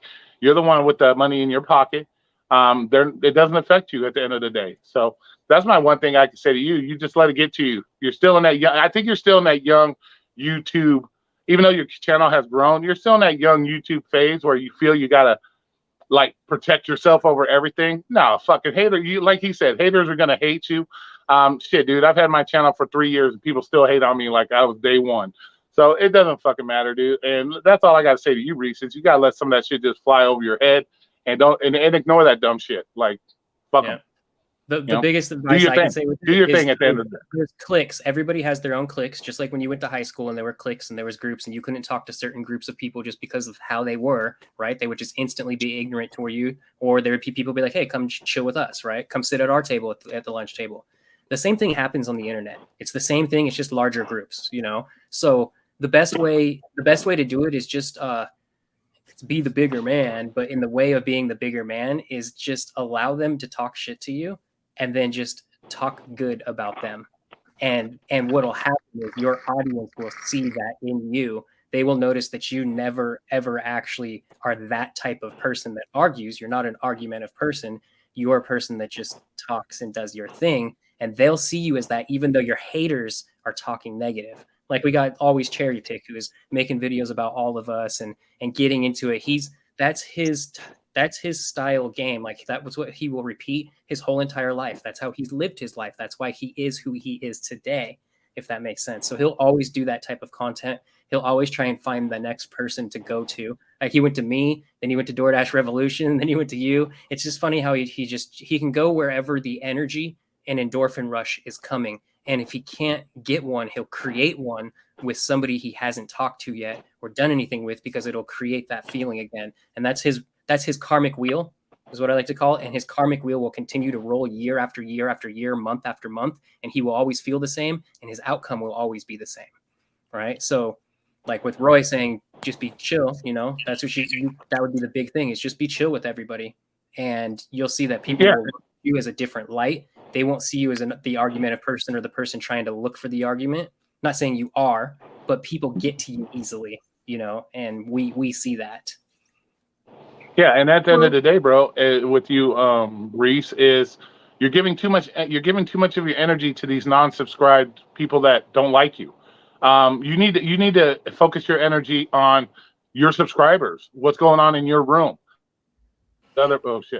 Not what these other people are thinking or saying. Give that same energy that you give them. Take that energy that you keep wasting on them and put it towards your subscribers. Yeah, that sucks that he left there. But yeah, just talk to your subscribers. That's how I try and do my video.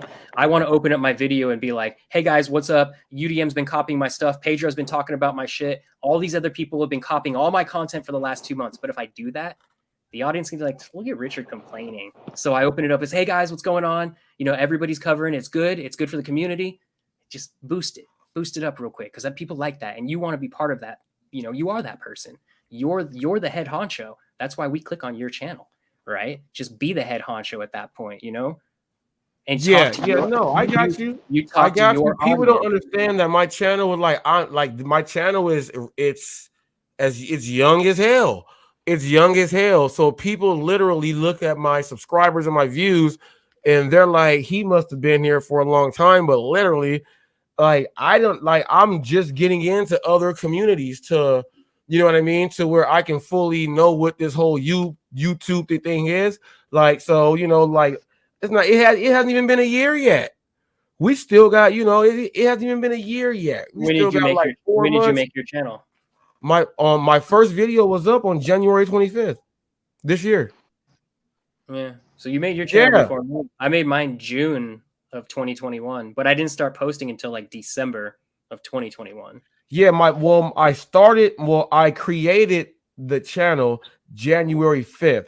The first video went up January 25th of this year, 2022. Mm-hmm. Yeah, so literally my channel is as new as they can be.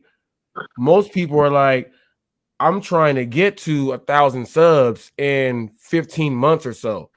You know what I mean? And it just so happened that it just boom. So, but I'm learning as I go is what they would say. And if I didn't have people like Roy and other people coming in telling me like when Roy said, man, I went through all this, I don't know anyone. I had to learn. I had to figure out who can I talk to? You know what I mean? Who's been, and from the way it is, Roy has done everything, and they have done everything to me that they have done to him. And he's telling me, you know what I mean? He's telling me. So if Roy wasn't here, I would literally have no one to tell me any other stuff. So I would literally be way worse than I am with coming out at stuff. You know what I mean? I would be way worse. Yeah. And also you got to look at it. You're moving your channel. You're doing other things on your channel. Like you're promoting businesses. You're doing this. You're doing that. Bro, what if I said promote my business, and I come to watch Robert Reese's channel because I want to see the promotion of my business, and I see you looking like you done smoked a big fucking pile of crack, and you're losing your shit on these other fucking people. You know, that's some of the shit you got to think about too, bro. If you're going out, you're trying to promote other people now on your channel, and they ain't gonna want to come see you losing your shit on somebody that at the end of the day isn't making you your money. They're not irrelevant in your life. You know what I'm saying? So yeah, quit giving these people that have no meaning in your life your attention, and start giving it to the people that want to come. They want to come in. They want to see you. They want to talk to you. They want to see what's going on with Robert Reese's life. Who gives a shit what Pedro's doing over there? The shit they're talking. This one's talking. They want to know about you. That's why that girl came in here the other day, and she's like, "Talk about you. Let us get to know you, instead of losing your shit on these fucking people that don't have no that at the end of the day have no meaning in your life, bro." The only thing you got in common with them is you drive Uber Eats. Yeah, all you're doing. The only thing you have in common is you drive Uber Eats and DoorDash, and they do the same thing. That's the only thing you have in common. Just let your shit go up and go. You know what I'm saying? Yeah, boy. Yeah, boy. And this is why people, no one masters life. Yeah, man. Right. See you guys later. You're right. Yeah, well, man. People. Go ahead. Who was that? Cody, was that you? Yeah. So go ahead. So another thing too, like this is comparing apples and oranges, but like for example, over in the gun community, right? We don't have a lot of this back and forth spat. If someone has an issue with somebody, they don't just go and make an outright slanderous video. There might be a little mudsling that goes back and forth, but it lasts all of 2 minutes, and that's the end of it, right? Everybody is completely, for the most part, pretty united.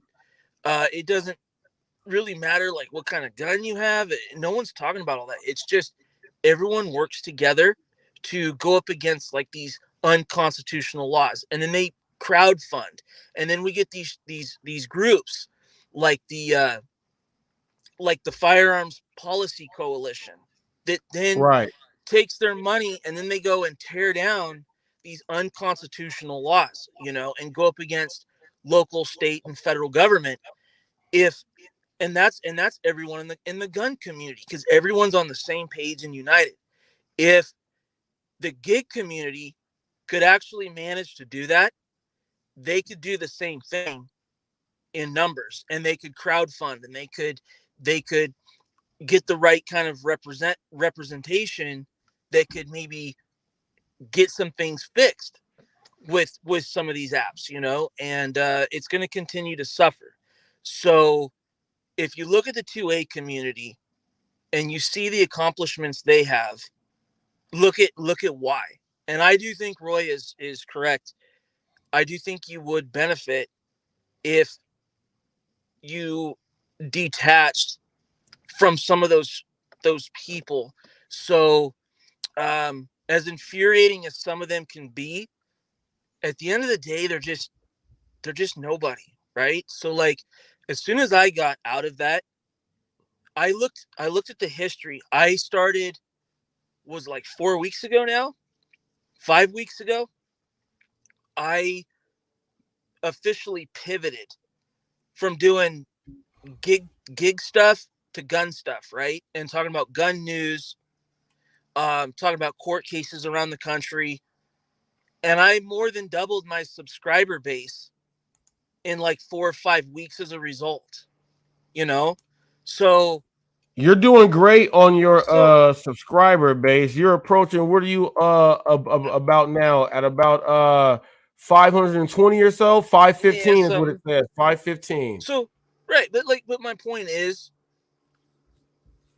I think if you start moving in that direction, I think it could take off even more, and just kind of leave them in the dust, and the rest is just noise. That's why I'm not doing the ride. That's why I'm not doing the ride-alongs like that anymore. That's why I don't do the ride-alongs anymore. You know what I mean? Like that's why it's Sure. only on now. I'm doing deliveries. I just go do my delivery. I go do my thing, and then if I feel that the number that I'm getting on this order, if I feel like this might be a good one, I'll start the record for just that delivery there. You know what I mean? Yeah. I'm kind of slowly taking myself out of literally all of that so I can just talk about it on the show and then just do these things. But literally, like if I wouldn't have got that fake message, that live wouldn't have happened yesterday. Well, you know what? Yeah. I mean, who knows? Because There's the message was so powerful.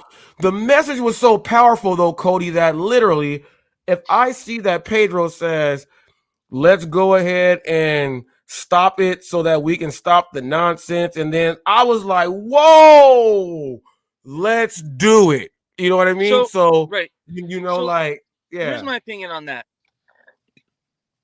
At the end of the day, I don't know anything about that guy, right? I really don't. But to me, that I can understand the initial gut reaction. But just kind of looking at the totality of all that, me, it didn't seem legit. It didn't seem like something that person would probably say. It just didn't seem to fit. Okay. And the other thing too, there's so many millions of people out there looking to troll and do spiteful things. That's probably likely, obviously, what it was. Someone just trolling. Is it possible that those people in the background coordinated that to try to bait you into that and then try to make you look a certain way? Sure, that's possible. I still don't think that's the case. I think it's just simply a troll. Somebody was. It just comes with the territory, I guess. I would view each and every one of those people as a toxic ex-spouse, right? Like, they're a bunch of noise. Get rid of them. That's yeah. I mean, I don't really know what else to say about that. Yeah, you're all good. But and lastly too, it's very important that Roy understands one thing, because he doesn't seem to get this. 10 millimeter is king. 10 millimeter king. That is Roy's favorite. It's really not his favorite. That's why I'm trolling Roy. 10 millimeters king. I hope you're listening. And the gun that Richard had in his one video, we want to know more about it. It looked like an M&P. I don't really know. Was it a SIG? But it looked like an M&P. It was an M&P, yeah. It was an M&P. Okay, cool. The flat dark earth. No. I meant in your short. Okay. Well, that one too. Okay, sweet. No, you don't gotta have it in the short. It's right there. No. In the one that he posted a few weeks ago, and they were out shooting out in the desert. That FDE. Yes. There was two. Oh, there was another one that Connor bought, and it was like it's camoed out. But this is just a regular M&P. It's a 9C, so it's like a compact. So it's like a mid. Yeah. Sweet. Nice. Cool. And it doesn't have the ambidextrous external safety, so there's no fumble effing around. There's no safety on this at all, other than the trigger. Yeah. Perfect. And then I just roll with these with me. Sweet. Some nice hollow points. Ooh. Good. If you're gonna do the thing, that's what I always say. Roll around some hollow points. Yep. I keep it in here like this. And yeah. Nice. I got a question for you, Rich. Ready to go. Rich, did you see my video at the gas station when? Did you see my gas station video with a girl or something like that? Yeah, with the lady that with the Karen. What were you check guys? this out. I couldn't figure out what you guys were talking about. Telling her, listen, you don't even understand the story, and I'd missed. Oh, it too, okay. Right? So, all right, let me fill you in on this. All right, so I get done doing an order, right, and I pull into the 7-Eleven. Yeah, man. All right, Cody. See you later, man. Thanks for stopping by. Everybody. Goodbye. Peace.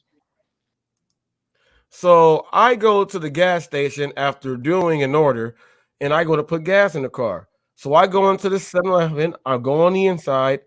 I come out, and there's a dude just at his pump, and he said, "Hey, go tell them my pump is messed up." So I said, "Huh?" He said, go back and tell them my pump is messed up. I said, I have no idea who you are. Go tell them to go fix your own pump because I'm going to pump gas in mine. So when I was walking back out, the other guy that was pumping gas at his car. Where were you when he told you that? Where were you standing at the point in the gas I station? was walking out of the store. He was at his gas pump. So it seems reasonable for me, like, hey, bro, I'm not trying to walk over there. Hey, tell him this pump's not No, but look, first of all, I have already done my stuff. I have already paid. Somebody else is doing their transaction. First of all, I don't know what pump you're on. I would have to say, what pump are you? Then, no, that's not, no. So what happened was the other guy got mad at him because it was the way how he asked me. It was completely disrespectful. I'm being nice right now. It was completely so disrespectful that another man got mad on how you talked to the other man. Gotcha. So then those two were getting into it. And then when I got back to my car, I start filming because the other guy that got mad at the other guy, he had his gun in his car. He showed me and everything. So, but while I'm filming it, he's talking to him, and we're trying to tell him that you did it wrong. And we are telling him, and he's like, oh, my bad. Then this other guy comes and says, yeah, you are wrong, telling the other young dude that he was wrong on how he did the whole thing. The lady walks up and and just goes into Karen mode. She went into saying that I have the right for all humans, and you guys are fighting and all this other stuff. And literally it was three men talking to another man when all the other three men knew what you did was wrong. It was really a life lesson there. And she was trying to be a Karen. That's just a bunch of noise to me. Yeah, and the lady just comes and starts doing all this other stuff and starts saying all this weird stuff. I would have kind of said what you said. I would have been like, listen, bro, you can get it. I'm pumping gas, bro. Like, that's what I would have been like, no, I'm not gonna go. That's what I did. I wouldn't have let it go any farther than there. That's the thing. The guy when I was there, the other guy that got mad at him was disrespected as a man. I had nothing to do with that. I literally told him that, and I walked back to my car. The other guy got into it with the other guy because of how he went at another man. So that's how that happened. The other guy said that's not what men do. So then that's how they got into it. Yeah, and that's what, and that's why I was like little kids. Yeah, and then the other guy was like, "Man, you just can't do that." And then it was a little bit more than just the pump. He had issues. Like everything at his pump was jacked up. Everything. The price was wrong. He didn't have enough money. He was arguing with someone in the car before it happened. You could just know what I mean? The energy that follows that individual. Yeah, that his energy made somebody else go off at him, which made me record. And then the Karen came. See, that's what we call noise. If you can start recognizing it, it's all over the world. It's 99% of the shit that's happening out there is noise. Just ignore it. All those Spin City can say that right there. Back it up. Everybody's just wasting their time on noise. Do your lane, and you're already doing it. You're one of the people because you have a YouTube channel. You stay dedicated to it. It's different. Like not many people have YouTube channels, you know. So just stay your lane and don't let the noise as you're going. Like think of you like a train. You already have a place where you're going to stop. You know, you already have a place where you're going to stop. As your train goes, people are going to jump on that train and ride with you and get off on a few stops later. But what you have to do as those people jump on your train is don't really have conversations with them. I mean, you can, but majority of them are just noise along your train, and your destination is the final destination. And you can't let them change how your conversation is going to be when you get to the end. That kind of makes sense. And a lot of people will sway you, get you to have this conversation over here and then try this over here and then be mad at this person over here, you know, and you got to block the noise out and just continue your same train. You know, think of like, well, I'll tell you this, the guy that was trying to protect the manhood, I'm telling you, if I did not record, the other guy would have got shot. Literally. He said, look at what I got right here. Literally, well, then that's for them to determine. That's for the but he was saying, man, he was saying, man, don't walk over here. And literally, when I pulled out my phone, they both looked. That made him not grab his gun. Well, they probably thought you had a gun. Yeah, yeah, probably so too. But yeah, he really had one. He really had one, you know. And I was like, wow. Yeah, that was I just a don't know. weird day I at don't the know gas the station. entire conversation, what's going on at the moment, but Sin City, thank you for playing your guitar. That's amazing. Yeah, Play us a song. play a song. All right. Play a song. You're I sitting didn't there know. tuning. We were looking at your fingers, man. You were plucking that thing. Let's play a song. Well, I'm just messing around. I mean, No, there's not no. gonna be. It's not gonna be any certain song, but I'll just like kind of mess around. You were Yeah, plugging mess it good. around. What tune Alright. you in? I play guitar too. I'm in standard tuning. Standard to go to drop E. Drop D. Drop E is an Edward. There's no drop E. There is. Skillet. Oh, trying to go say, let's hear something. You're trying to play no skillet, bro. I mean, if you Drop say drop E. E, you're telling me to go Drop 7 E. octaves. Drop E is an Edward. I know what Skillet. you're saying. Bro. Now you talking about a banjo, Ghost? What you talking about? No. Straight up guitar. Okay, so I'll play you this. Can you hear it? Does it work? Yeah. No, we can hear it. Okay, how about this one? This one's a good one. Do you guys know this one?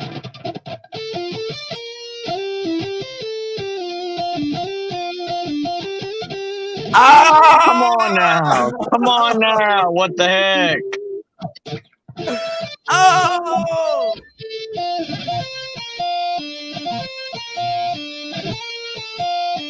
Ooh! So, Sin City. Yes, sir. What music do you normally play? And play what tech- genre that you play? I play tech death metal. Okay, so tech death metal.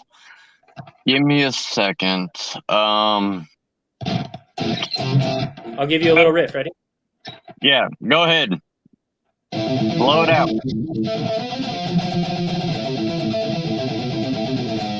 Got Nirvana based. No, that's not Nirvana based. No, that's not Ready? Nirvana based. That No. is. Ready? And then I got this riff. I just made this riff up, and it goes it's part of the solo. Ready? And it goes like this.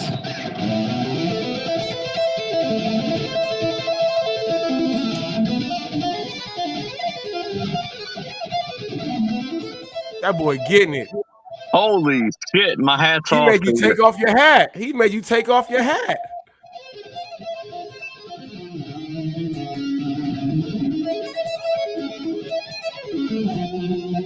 God damn, he's running those chords. Man, hey, Sin City, hey, man, hey, whoever want to question any type of talent or creating talent, that boy just ripped that thing right there. And for the women out there, are you single? Yes, sir. Yeah. Okay, all right. I'm in search us grown too. folks know what I was asking. Us grown folks know why I was asking. He's playing the guitar, but people, did you watch his fingers? That's why I said, are you taking or are you single? You got to watch his fingers right there. That Come was on like, now, HotFacts. Come on now. One more cool one here that I think is dope. Go ahead, Rich. Go ahead. Give us another one. Go ahead. I gotta hear it. I gotta hear it. Right there. He froze real quick. He about to get it Yeah. right back up. He about to get it right back up because he's killing it right now. He's killing it right now, people. HotFacts. Yo. HotFacts. You hear me? Yep, I hear you. Let me lower You him have- down and then I'll bring him back up. No, it's fine. You got my number, right? Ghost, I should have yours. Ask Rev for it. I've Yeah. contacted you before. Give me a call offline. I got some shit to talk to you about. Yes, sir. Okay, I don't care what time it is, and you know I'm here right now, Memphis time. It's 5:30 or 5:43 right now, but I don't want to put my name and my number and all that. No, shit you ain't out doing. there. You ain't doing none of that. You ain't doing none of that. No, you ain't putting No. nothing up on here. I'll go through Well, Rev, but no, and I think I actually have it. I'll go I back. need to talk with you 100%. Yes, sir. Yes, And sir. you know me. You told Rev the other day that where's Ghost at? He always appears and he's gone. Nobody knows where he's at. You don't know where I'm at right now. But it's one of those you're never gonna know what city and market I'm in. Because Always moving. I have the ability to do that. And I've got 4 cars to do that. You'll never know where I'm at and where I'm going to pop up next to you and be like, oh, SHIT. All right, there he is. I don't know what happened there. I guess I just. I don't know, but give us something again. It just totally froze out for me there. But here's the riff. Ready? See if we can cover it. Actually, I'm gonna play it slow, and then I'm gonna play it fast because it kind of gives it the feel of it. Ready? But these are the notes.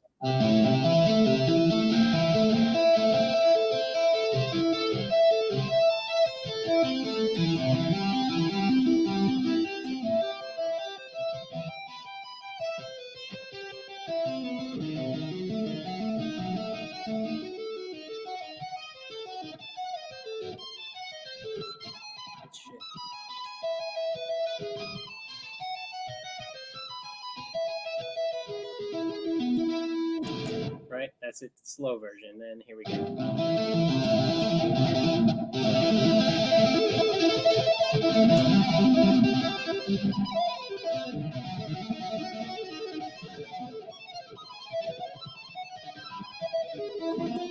Oh, missed the last note there, but oh well. Ooh, wait, no, that right there. Look, literally after all that, I could hear one of the dopest bass lines coming in, and I'll go drop 16 bars on that one. I'll go drop 16 bars with a bass line like that, man. Coming at the what? Got that leading in all that? Just saying, guitar's fun. Guitar is one of those things that's really fun to do. Now, Richard, my next question for you, where do you see, as far as where you are now and how you are doing your thing, where do you see your Discord going, and where do you see yourself as far as using this niche to earn more for yourself? Where do you see yourself literally? Let's give it a year instead of 6 months. Mm-hmm. Where do you see yourself from how it is now?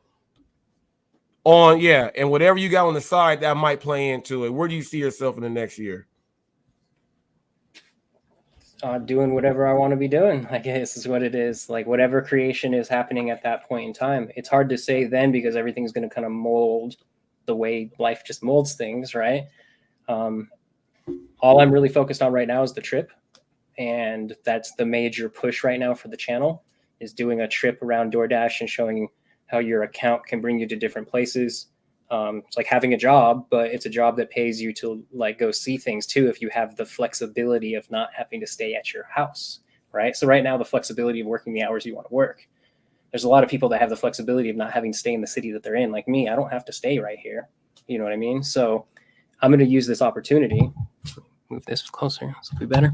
I'm going to use this opportunity in my life to create something that I have never created before. And that's working for a job right now that pays me, but also I'm going to go do a side adventure or a bucket list thing, you can kind of say, right? And I'm going to travel the entire United States getting paid by DoorDash to drive, but at the same time use YouTube as a vehicle to push myself to an audience that will welcome me and liken me to be wherever I'm going in the United States whenever I choose to go where I go.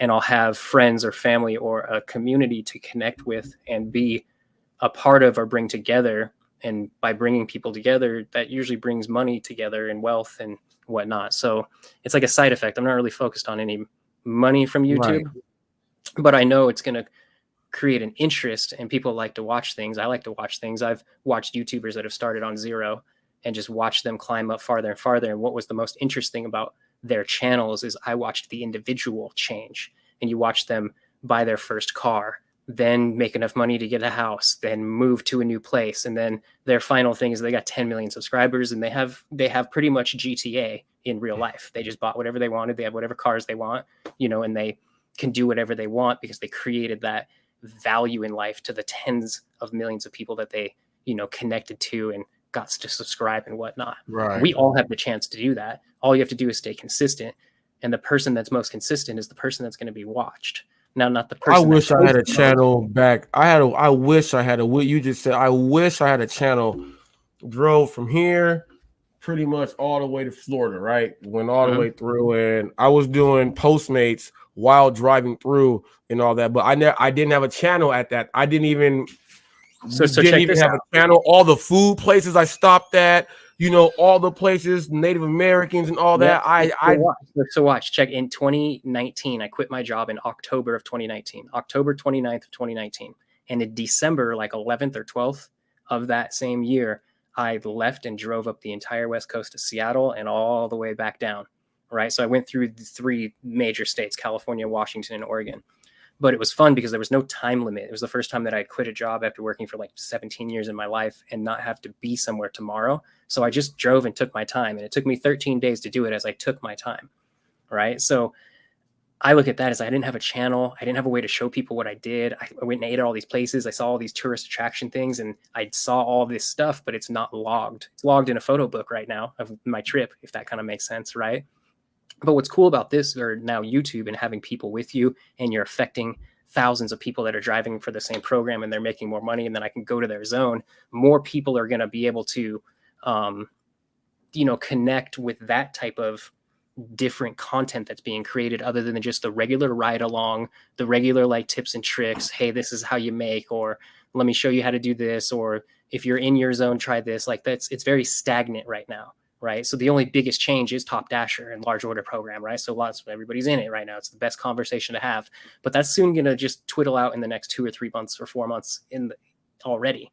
Right. So I want to try and position myself ahead to where it's like, yeah, well, I know there's that content, but did you hear about this one guy that travels with a group of his friends and they go all over the United States using their Top Dasher accounts and they just have fun traveling? Well, that's a different one. Where are they right now? Hey guys, we're over here in Louisiana, we're doing some dashing, we're gonna and we just do our thing where it pushes us. Obviously we're gonna have a route as you go, right? But I want to should be really quick. Sal Gigman said, I subbed Robert Reese. Good stuff so far. So while I just did that pause right there, Nitro Freak is here in the building.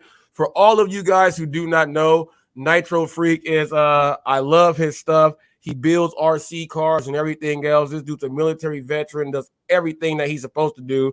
So whenever I see Nitro Freak, I have to do it. Boys and girls, children of all ages, you are now in the presence of a man in the comment section. He is a military veteran. He stands up for every man everywhere. He is a true Americano. And whenever he is here, he has good vibes and good love. I want everyone to please go and sub to the man channel and give a big shout out to the Nitro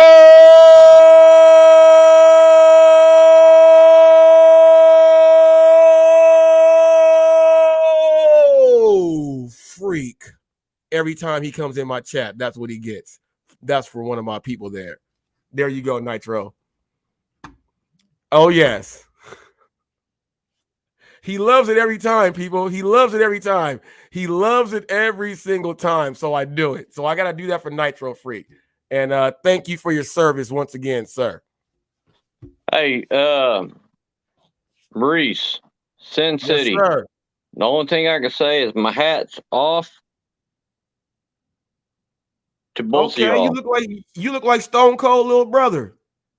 Come on now, I've got that. I've got a couple other, I guess you would say, big name movie stars, but my hat's off to Sin City. Sin City, you are real in this revolution of what you're doing. You might have gave too much information about what you're doing in one of Reese's lives with all your spreadsheets. But my hat's off to you, Reese.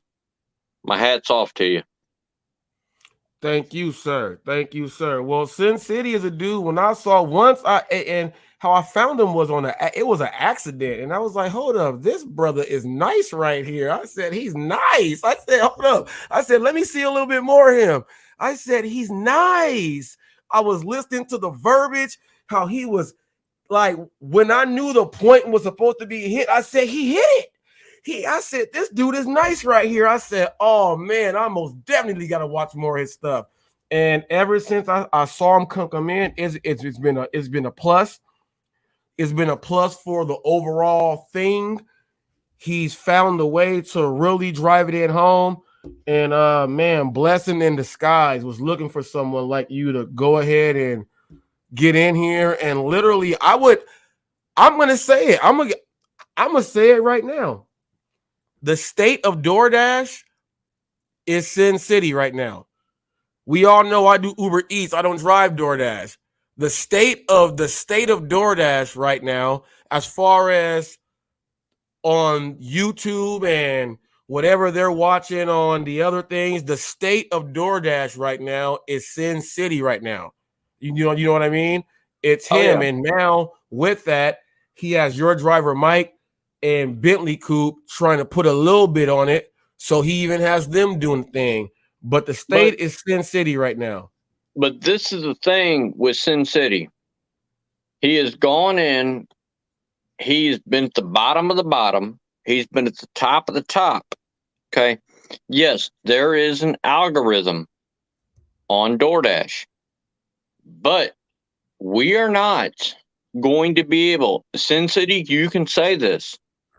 We're not going to be able to find out that true algorithm because algorithm changes day to day, driver to driver. In Sin City, if you think that you know, I want to know. I would say you're right. It changes. Now, you guys remember the game Mortal Kombat? Correct. Get over here. Okay, so you remember how you used to just be able to use like the sweep move and you could just keep sweeping a character and it was like kind of like a glitch to like beat somebody in the arcade or something like that, or beat the game in the arcade.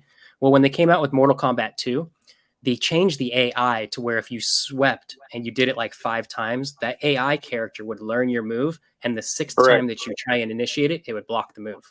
Right? Correct. So the AI learned what the character player was doing, but the boss of the game now in that is set up a certain way to where if you try and use a certain move, you can only beat the game like 7 times in a row, because every time you beat the game, the multiplier on the entire list of the characters goes to a new multiplier of like difficulty, right? So you can get every time you beat the game to be a harder difficulty, harder difficulty, harder difficulty. So they've noticed that you can only beat it 7 times. And on the 8th time, the difficulty for the last guy can just block all of your moves. It doesn't matter what move you play. It's already learned the moves of the characters and it just blocks everything, right? Okay, so Sin City, with you saying that, if I decline 7 orders as quote unquote top dasher, right? And I'm on the large order program, pizza program, everything. Yeah. If I decline 7 orders in a row, is that going to reset me? What's your thought? Saying 7? No, it doesn't do anything. I was giving an arbitrary number for the Mortal Kombat analogy to show that the algorithm is changing. But it's still the same. It's still the same. AI is AI, correct? Well, yes, of course. But what you're trying to say right now is a thing. And no, if you decline 7 orders, nothing's going to happen. Just I decline 100 orders in a row, nothing's going to happen. And they're not going to give you an order because you declined 12, or they're not going to give you an order because you took 3 bad ones. All that's happening is there's a funnel of orders happening, and you are getting paired with those customers as they order on the app in your zone. Correct. Okay. There's something that I've got to ask you, being the fact that you're on HotFacts right now. Panera LLC orders. Yeah. Okay. So Panera LLC orders. I did a large order yesterday. It was $168 from Panera. Came in through DoorDash, $2.75. I took it. No Okay. tip on it. I wouldn't have taken. I would have declined it. Well, this thing is, I took it. I knew where it was going. It was going to a breast cancer facility here in our, my area, my market. Mhm. But I wanted to see. So I'm friends with that store manager. So I talked to the manager and I said, I went in there and the order said be ready by 11:12. The store came out and said, "Oh, well, we can't do that order until 11:47." I said, "Well, I have to deliver it at 11:14." That's how close it was. Yeah, I would have So- already unassigned at this point and already have not have wasted my time. Well, I thing wouldn't even have with- ran into this situation because I would have declined at 275. But yeah, go ahead. Well, this is the thing is, this is the second time that I've came across an order like this. So I wanted to do, research about it. Yeah. So when I picked up the order, whatnot, I had Panera push it through. They pushed it through. It was like 18 items. Okay. So I got the order.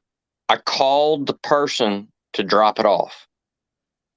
The person that I called was a quote unquote medical rep, and she was ordering food for their office. Hmm.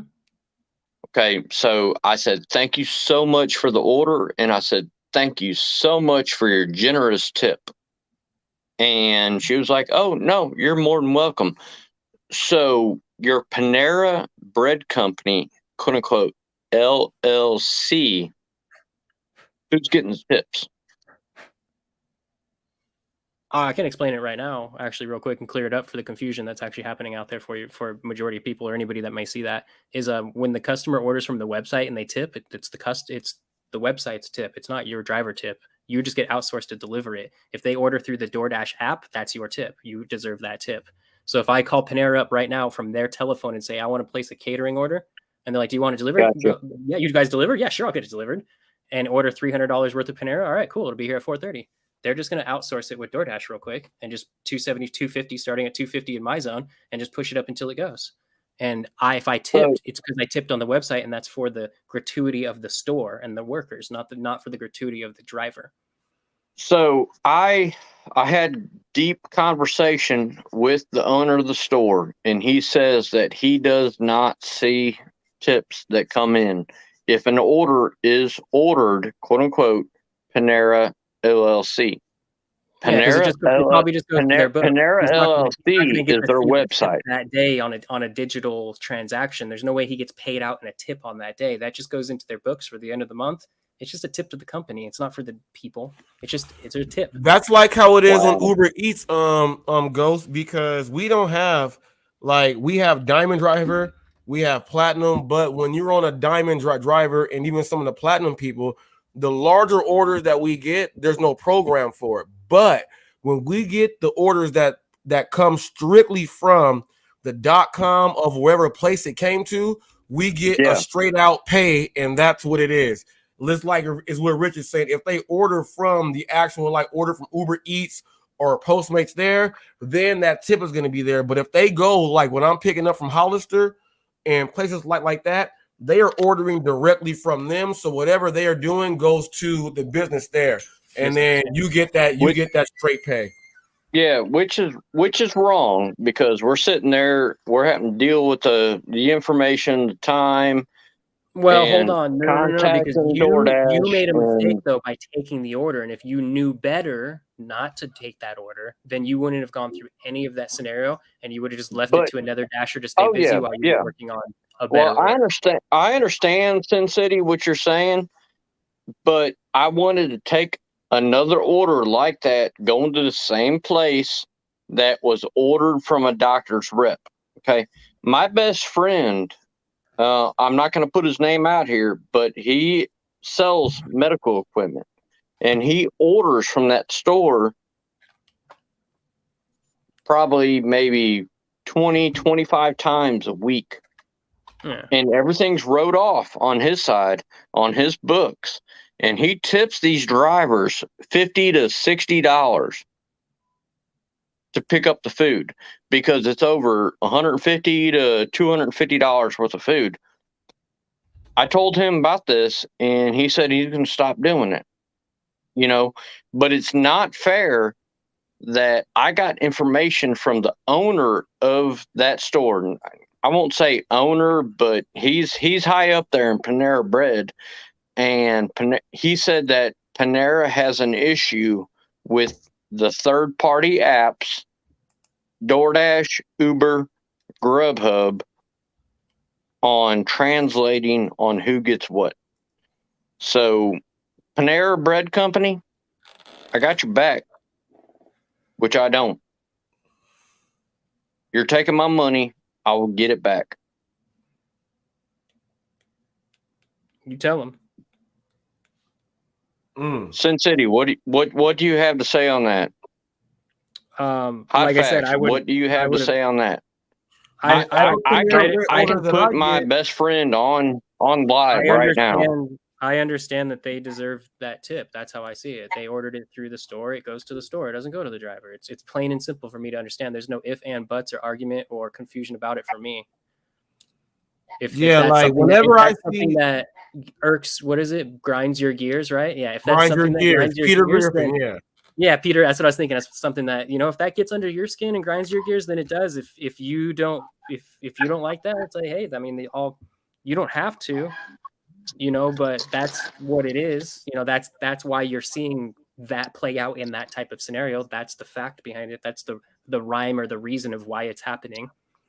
Yeah, whenever I see the orders coming in from, let's say we have big lots and all that, whenever I see those orders that come in like that, the GameStops, all I'm looking at is dollars and miles, and it doesn't match, and it doesn't work. And then that's what I do. And how fast can I drop it off? Because the miles might say, all right, let's say where I live, we have a GameStop, and you have to drive that through the canyon. Now it may say 19 miles over here, and I'm going back out to Dash. So, do your thing. Yes. Sin City, Sin City, very nice talking with you. I appreciate you. My hat is off to you. Thank you, man. I do appreciate that. Thank you again, Rick. All right. So check this out. When we go through the canyon here, it might say like it's 19 miles away. But that's when they want you to drive the freeway and go all the way around the freeway and do this other stuff. I have a canyon that cuts through. So those 19 miles, it drops it all the way down to 13.5. So I know that. Other drivers don't know that. Okay, so when I see them coming through from over there, I go knock those out just like that. You went to a little zone right there. So hot facts. Yeah. No. So hot facts. So that's knowing your roads, knowing your market, knowing where you're at. And sometimes GPS will take you the shortest mileage around, correct? But we know our area, we know our market, we know our neighborhoods. We know that we can go through a neighborhood and get there and drop off that order 2 minutes earlier than what GPS says. That is where you make your money. Yes. And this is where I'm telling people, you got to understand when these orders come in, sometimes this is where experienced workers come into play. When you look at these orders and you know where it goes, whenever I get an order ghost, I get a visual, like I look at the whole grid of everything instantly in my head. I can see the whole layout of everything when I get the order. And then I'm like, okay, I'm going to go do this, whoop, whoop, whoop, and I'm going to get there just like that. The other drivers will be around me, right? And they'll say, why'd you take that? And then after I explain it to them, they're like, I never thought about that.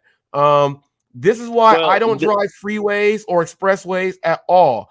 All my navigations is avoid toll roads, avoid expressways, and that's what it does. Just so that if you don't know the area, You're going to learn all these streets just so you can know exactly what to do. Correct. Because we got some streets here that's 55 miles an hour and it's a regular street. Now, some of these streets that are 55 miles an hour, right? There's no cars at all. I mean, like it's just empty roads. So when you know these roads and you already know there is no police around here. Oh, it's nicely paved. Oh, let's go ahead and go. No freeway action at all. And I'm still going to get there ahead of time. Well, I can go any area where I'm at. Okay. I was out in Raleigh, North Carolina. I obeyed the laws of the land. I obeyed the speed limits. I still had enough time to deliver. But, you know, it's knowing your area, knowing your market. That is how you're going to make your money. It's knowing where I'm delivering this order to. Are there restaurants that I want to pick up from in that area? People don't understand, and they see maybe a $10 Carrabba order or a $10.50 for 4 miles. But they have to know the high-end restaurants in that zone of where they're dropping off. Right. If you don't know that, it's your fault. And we're telling you how to make money, but you don't listen. I've made enough money. I could put my numbers up right now against any gig tuber, and I will blow you out of the market. It's just because I know my area, I know my market, I know where I'm at, and I know what to do, and at what times people start ordering. That is the main goal. If you don't listen to that, you're going to be one of those on Reddit and posting on your Facebook. I've been doing this for a year and a half, and I don't understand why this dude's been doing it only 6 months and making more money than I am. You know what? Do your research. Research is number one. Research. You want to make money?